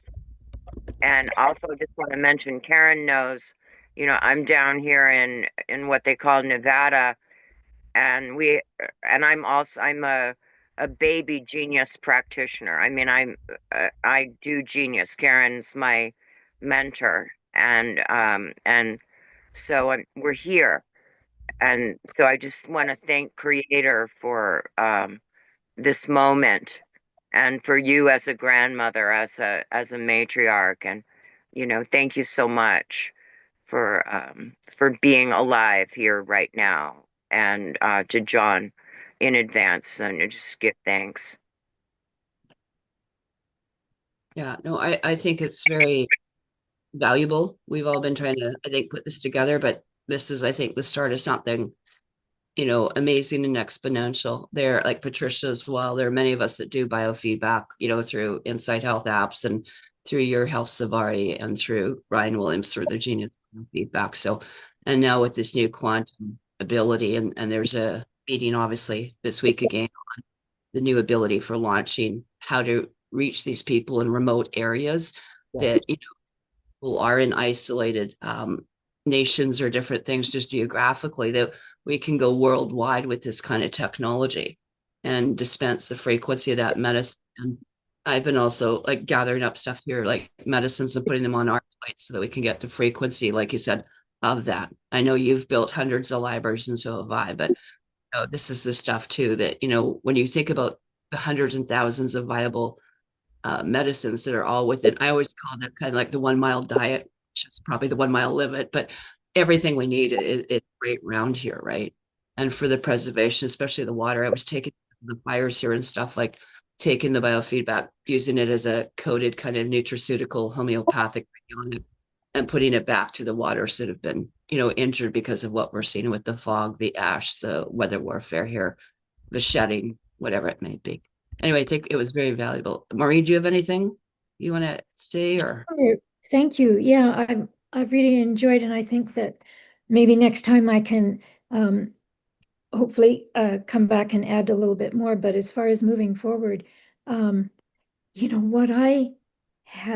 has come to me is this actual practical organic technology of actually for the women, moving our womb's blood up to our heart and our brain. The whole idea is that women in matriarchies, they never lost their blood. It's only been the last few hundred years that we've been losing it, and so losing our power.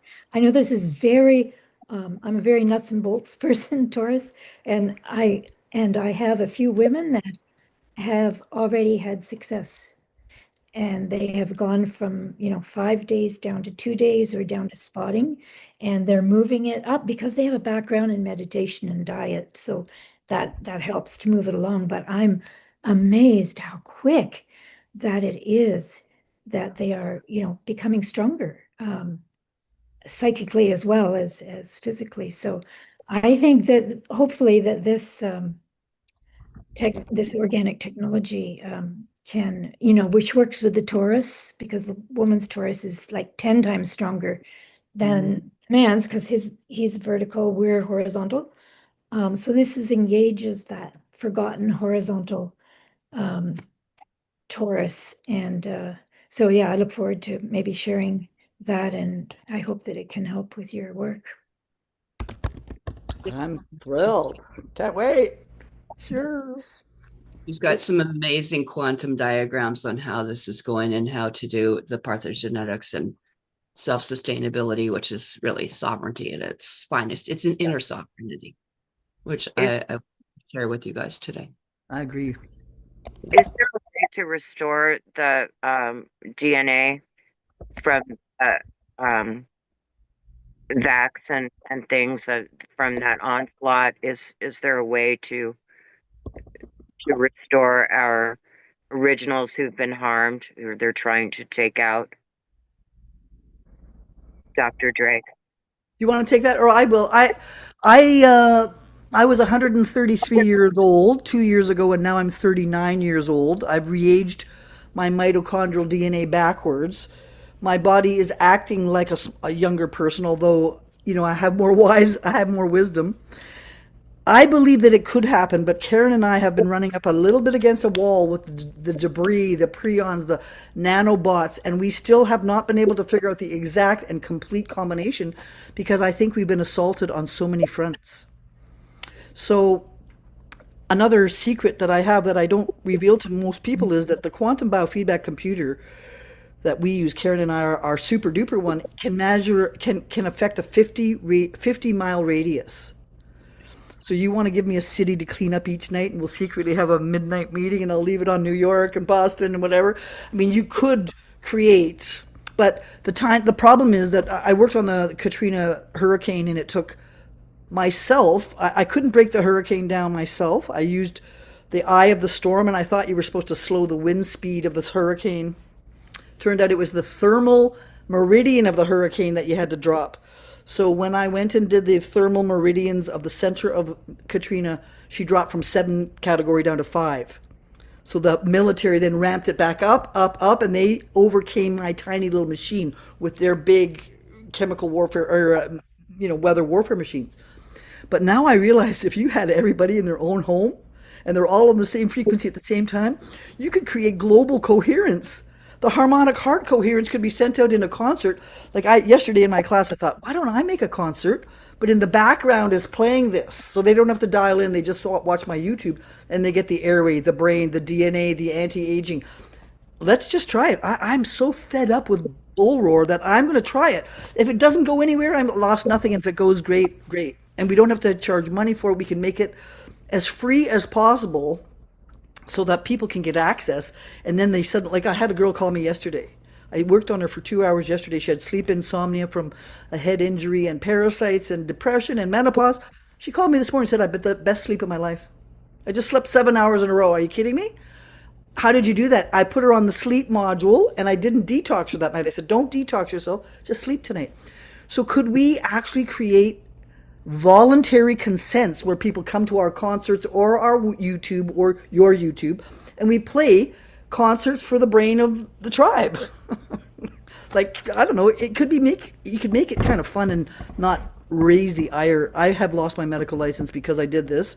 The medical profession told me to shut the hell up on using biofeedback and stopping vaccine damage and autism. And so I have got my degree in every other specialty since then. So it's hard to knock me off my stool. But what I realized was nobody can have the brain of Karen and I, but we can dump our brains into a computer.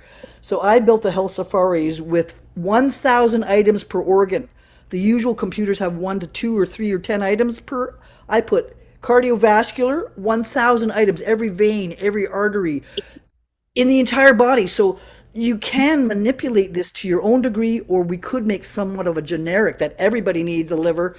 Give one playlist that has all the songs of the body in it and get people at least somehow stimulated, because there's one other factor here. It's not just internal. The external world is pouring gamma waves on us, waking us up. The war is waking everybody up.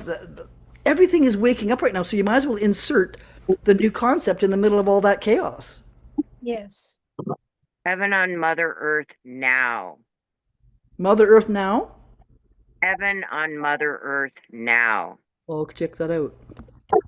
Heaven on Heaven Mother Earth now. Okay, is that on YouTube or? No, it's just it's a statement. Heaven on Earth now. Are you saying the word heaven or Evan? Heaven. Okay, sorry, I missed that. Heaven on Earth now. I love it. I'll encourage everyone as well to put their contact just on the side, or if you want to have internal conversations, I put mine there. And I was just thinking if you could put that Freedom FOC thing as well, please, Deborah, in the chat, just so that people have it, because I know like Stan and other people, they're not on and stuff.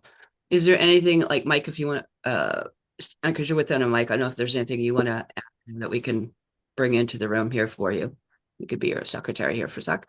I think that's a really positive thing, because like I know with what I've been doing with the Genius and the biofeedback and the capsules, I've done lots of shows and actually, Deborah and myself have gone on. I said, Deborah, I want you to come with me. Let's go talk to Carrie Cassidy. But we've been doing shows like that, and even just a little bit, and other shows that I've been doing just played in the background. I've actually had where people have had said, "Did you know all the cats came up to the TV and they detoxed and vomited up a tapeworm?" I mean, these things are possible, in there. And there's a whole thing of what our chronological age is versus our biological and our tissue age, our energetic age.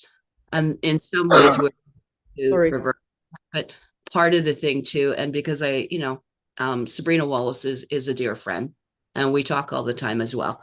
Because of that factoring in of that technology, at this point, it becomes an issue. And so really when you know what they're doing to destroy the sovereignty of people, right? We have to factor that in. So at this time we don't have anything to totally reverse. There's just too many materials here, like metamaterials and fluidics, and you can't just put a herb on a computer and expect it's going to clean your anti-norm. It doesn't work that way because of the enmeshing that's been done. So, but anyway, I want to thank everyone in here. I don't know if anyone's got anything else to say. I would have loved to have had, too bad John left. I was going to get him to come in, but it'd be a nice one to have his input as well, next time. And I know you'll be in touch with him. Yeah. Anyone else have anything? Do we want to close now or anything else? Eagle Eyes, or anything else you'd like to go through? Anything we could show for PowerPoints from you from your Facebook Universal Law page? No, I think that's lots for now. But I mean, because there is lots of stuff it could cover yet as well, right? But Yeah, that's plenty for one sitting. I took absolutely extensive notes this entire time using an AI generating computer to force the questions you asked back here. So if you guys want the copies of the notes, I'll give them to Karen and she can distribute those to you. I just trying to get some kind of a framework of what you were asking. So I just kept asking, what is the framework? What is the point forms of what we've discussed, if you'd like that? For right. sure. One of the other things I was just mentioning is that several of us have the thumb drive. I know I've said to Deborah, and we had because we did some shows with Chief Miko, who's the head of she's the clan mother for all the Choctaw, basically, as you know, Louisiana and Texas. So we're starting to grab some really amazing people and dynamic, and Joseph and Wolverine and stuff like that. I would like to see that thumb drive is somehow put into the AI, like a note taker, so we could take down and drill down those 1,500 pages that we have here. No, because we've got stuff. Probably haven't read through a lot of this, but this shifts and everything else. There's 1,500 and some pages. Everything, all the tribes, everything we're talking about has been passed down and at least put into this, but it's been sitting in this format for probably the 15 years that I've had that.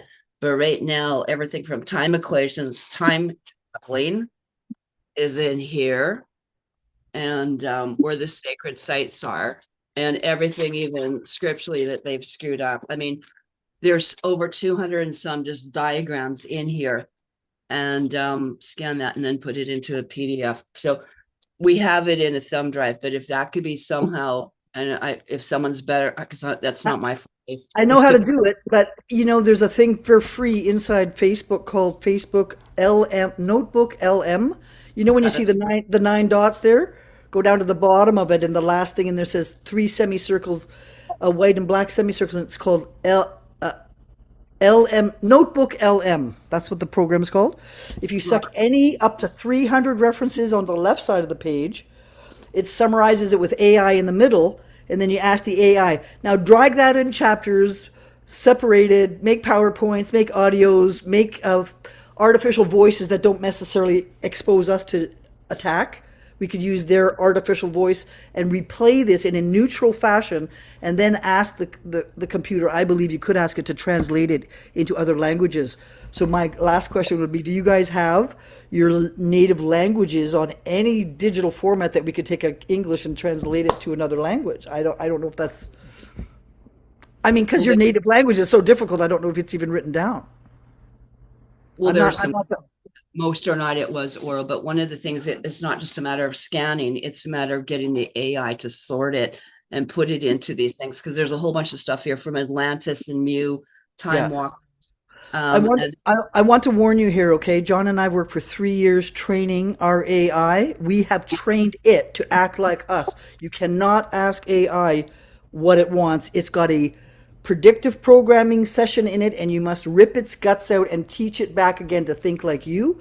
And you must teach it when to deject and reject these statements. Now, John is a legal beaver that you have no idea about, and I'm sure his plate is full, and he doesn't want me to advertise it for anything. However, his specialty is that he's read every Canada Bank Act, UCC Act, lawyers, all the black box dictionaries. He's read every freaking book and trained Archie to use Canadian-based law.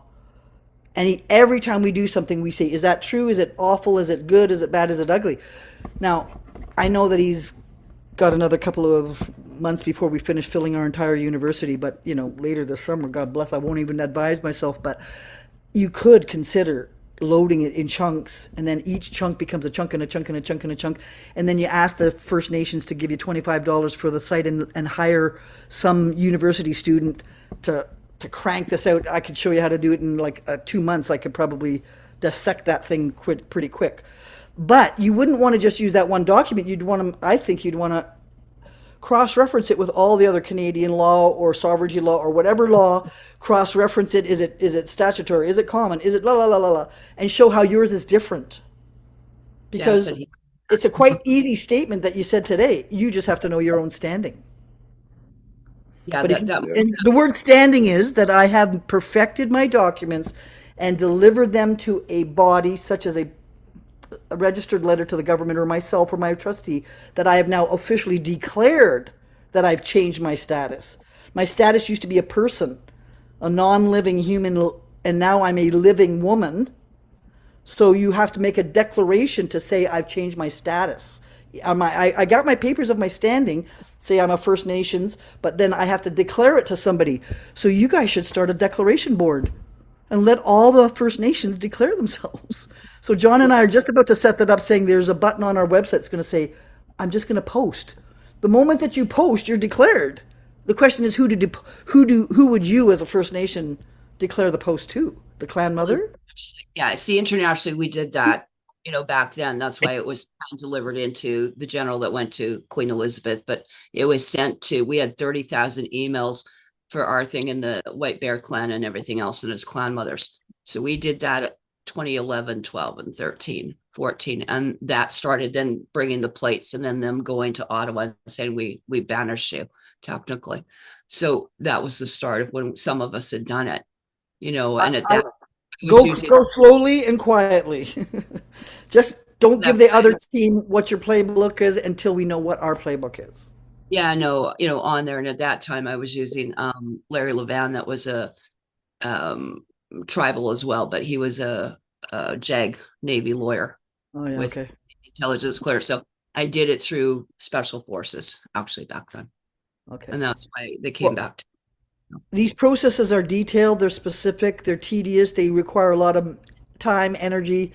I've spent 3 years getting my status just all settled, my trust up, and it's been a lot of work for a person as intelligent as me and time constrained. I don't think a lot of people would know how to do this on their own. So I think you guys need to develop an institute that trains them how to do it. Like a, New Earth Now, did you call it? Heaven on Earth Now Institute. Anyway, thank everyone. Spasibo. Yeah, can I make one last comment? Absolutely. I just had an enormous raven just land outside my window, so I'm going to take that as a nice sign, a good sign. Definitely. We were raining. It just came out. Not a crow, but a huge raven. Anyway, thank you. I hope they've got their contact in there. It's been a wonderful savage kind of. When is the next meeting? I'm free Sunday before I start moving here in a couple of weeks, but I don't know if this time works for everyone else. That might be workable.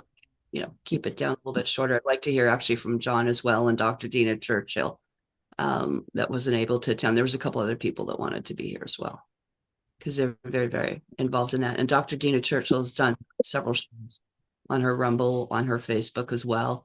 also about the Micmac area. She was the Nova Scotia chiropractor that said, maybe we should question things. And they went after her license and tried to do fines. These are women that have been standing up at rallies, and also another genius biofeedback therapist as well. But, there's some really staunch, amazing people. So I would be open to next Sunday about the same time. I don't know if it fits for everyone else. Mine 11 is specific, or if someone wants to propose a time, day. I usually take Sunday as a rest day. Me too. I could handle any, Wednesday, Thursday, or Friday night, That works for me too. or even in the day if it was in the morning. I see clients on Wednesday, Thursday, and Friday afternoon from 1 till 5. If you want to go before or after that, You still teach Eastern Tuesday. Standard. Eastern Standard. Okay. Well, So let's chew on I'm that. available, yeah, the weekends and Monday and Tuesday for Friday evening. Yeah, I'm Wednesday, working in the day. Wednesday evenings can work. Wednesday's No, not for me. good. Oh, yeah, Wednesday would work for me as well, I guess. Wednesday is not good for me. Oh, I can't. not good? No, So I do what on Thursday Wednesday. is Thursday evening then? Doable? Yeah, Thursday. Wednesday and Thursday are not good for me, basically. But any other time in the evening, in That the day, works. and week or weekend. Okay. Let's I'll put some times together and then we can come up with something hopefully in the next week or something, or even a quick Saturday one maybe, or John's lectures are 7:30 p.m. Tuesday evenings Eastern Standard. We have our live event, and then you can use the side. So I'm just letting you know that Tuesday nights I'm his sidekick. okay, did we discuss Monday evening?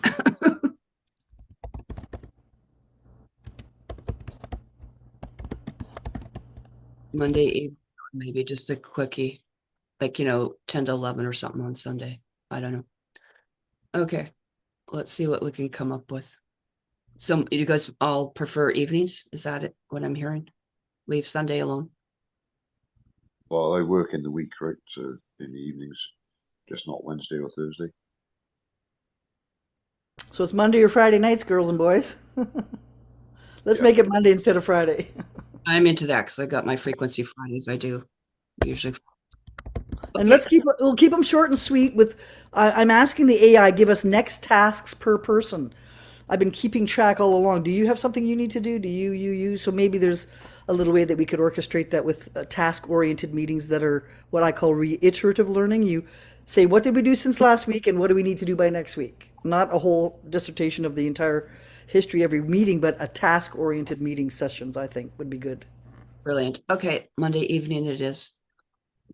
Okay, so we just have to find a time that's viable. I'm probably the least because I'm in Pacific. You guys are mostly Eastern there. So you guys find what works for you and I'll be trailing behind you. I'm with you, Karen. So 7 p.m. Eastern would be your 4 p.m.? Yeah. Yeah. So 7 to 7:30 or 7 to 8 on Monday night next? Yeah, that works for me. So that would be tomorrow night. Let's talking take, We'll go next. We'll go the week after that, Monday, April 6th. Sure, that works. That gives us a week. And because a lot of this is new to sort of you, John, or it gives you a week or so to mull or talk, look at some of those, whether you want videos, PowerPoints, whatever. And that's the other thing is like a lot of the ones, even when it was translated from Meredith, said Aboriginal, it should say original treaty. So I'd like to get about probably 15, 20 PowerPoints or just knock off a couple eventually in the next month or so. That's to me one of the tasks that needs to be done is to clean up the language. I know Tim, there's some different things we've been all trying to do, but a lot of these ones too, it needs an up fresh, from like 20, 30 years ago. That's So, easily done. Easily done. Are we talking 5 to 6 p.m. or 6 to 7 on Monday night? whatever you want. I have a meeting at 7:30 on Monday nights. Could we do it 6 to 7 or? Yeah. Okay, so I'm putting Monday, April 6th, 6 p.m. to 7 p.m. Okay. And you're going to send the Zoom link, Karen? I'll ask that to see if she's got the long Zoom Okay. Yes. Very fascinating afternoon. Here's a story for you guys. I spent last week realizing that I was struggling because of lead poisoning. And I pulled the lead out of me with my biofeedback, and I was sick as a dog for a week. So I want you to be aware that when you start detoxing your nation, they're going to go through a massive detox. You have to set up a swing time before we get into it, because it's going to have to come out slowly out of their thyroids and brains. And once you, I believe that it was a military exercise. If you look at the studies of mercury in Canada, every province, starting from the west to the east, they have more and more and more mercury in the water supply. And the rate of hypothyroidism, cretinism, and low intelligence is exactly parallel to the rate of the thyroid dose and the mercury poisoning that these First Nations, at the maximum, it's over in Nova Scotia. It's outrageous. And they have the highest cancer rates and diabetes in the country.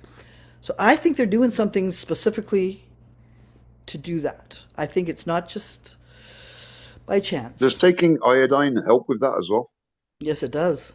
And selenium. The 4 seleniums Yep. and 1 iodide make your thyroid hormone, and the selenium joins with sulfur to clean your liver. So get on your, your foods. So I won't continue anymore. But guys, I'm saying that I myself, having 50 years of good health, I crashed this week from too much detox. So I want you to think about this as a fairly low, slow, and low impact thing. Now, they don't know that we're fixing their chromosomes and their DNA and all that. We don't even have to tell them what we're doing. We're just saying the song of the week is A for Airway. Don't even tell them what we're doing. It's not harmful. So I think that there's ways that you can do this on a mass scale, but you're going to have to get a tight organizing committee together. I like the idea, but Nuremberg pops into mind. What was that? I said, but Nuremberg pops into mind. Oh, yikes. Yeah. Well, you guys already take care of the drum, right? The drum and the heartbeat. That is something that I think you should get back to. The drumming circle is what creates heart coherence. And we found through biofeedback that's the #1 healing element of the entire system. If your And this heart is is what I'm beating at the talking same. about, getting back to the original ways, the ceremonies and that. So it Yeah. includes all of that, right? Yeah. So it's That's just very- say it's a drum circle here, there, and everywhere. But while you're on the drum, we pick that city and we biofeedback the people at the drum circle for, helping their mitochondria come back online. Give it back to the planet. Give it back to the meek shall inherit the earth. Well, I mean, I don't really have a problem with it because you know that they're doing using the same technologies to do the exact opposite effects. So You're so right. Okay, well, thank you so much. It's really a wonder to be with such high vibrating people. Thank you very much. You. Thank you. yes, thank you all. Okay. It's down, everyone. Deborah, Maureen, Siva, Eagle. Have a great days coming up. Thanks, Okay. everyone.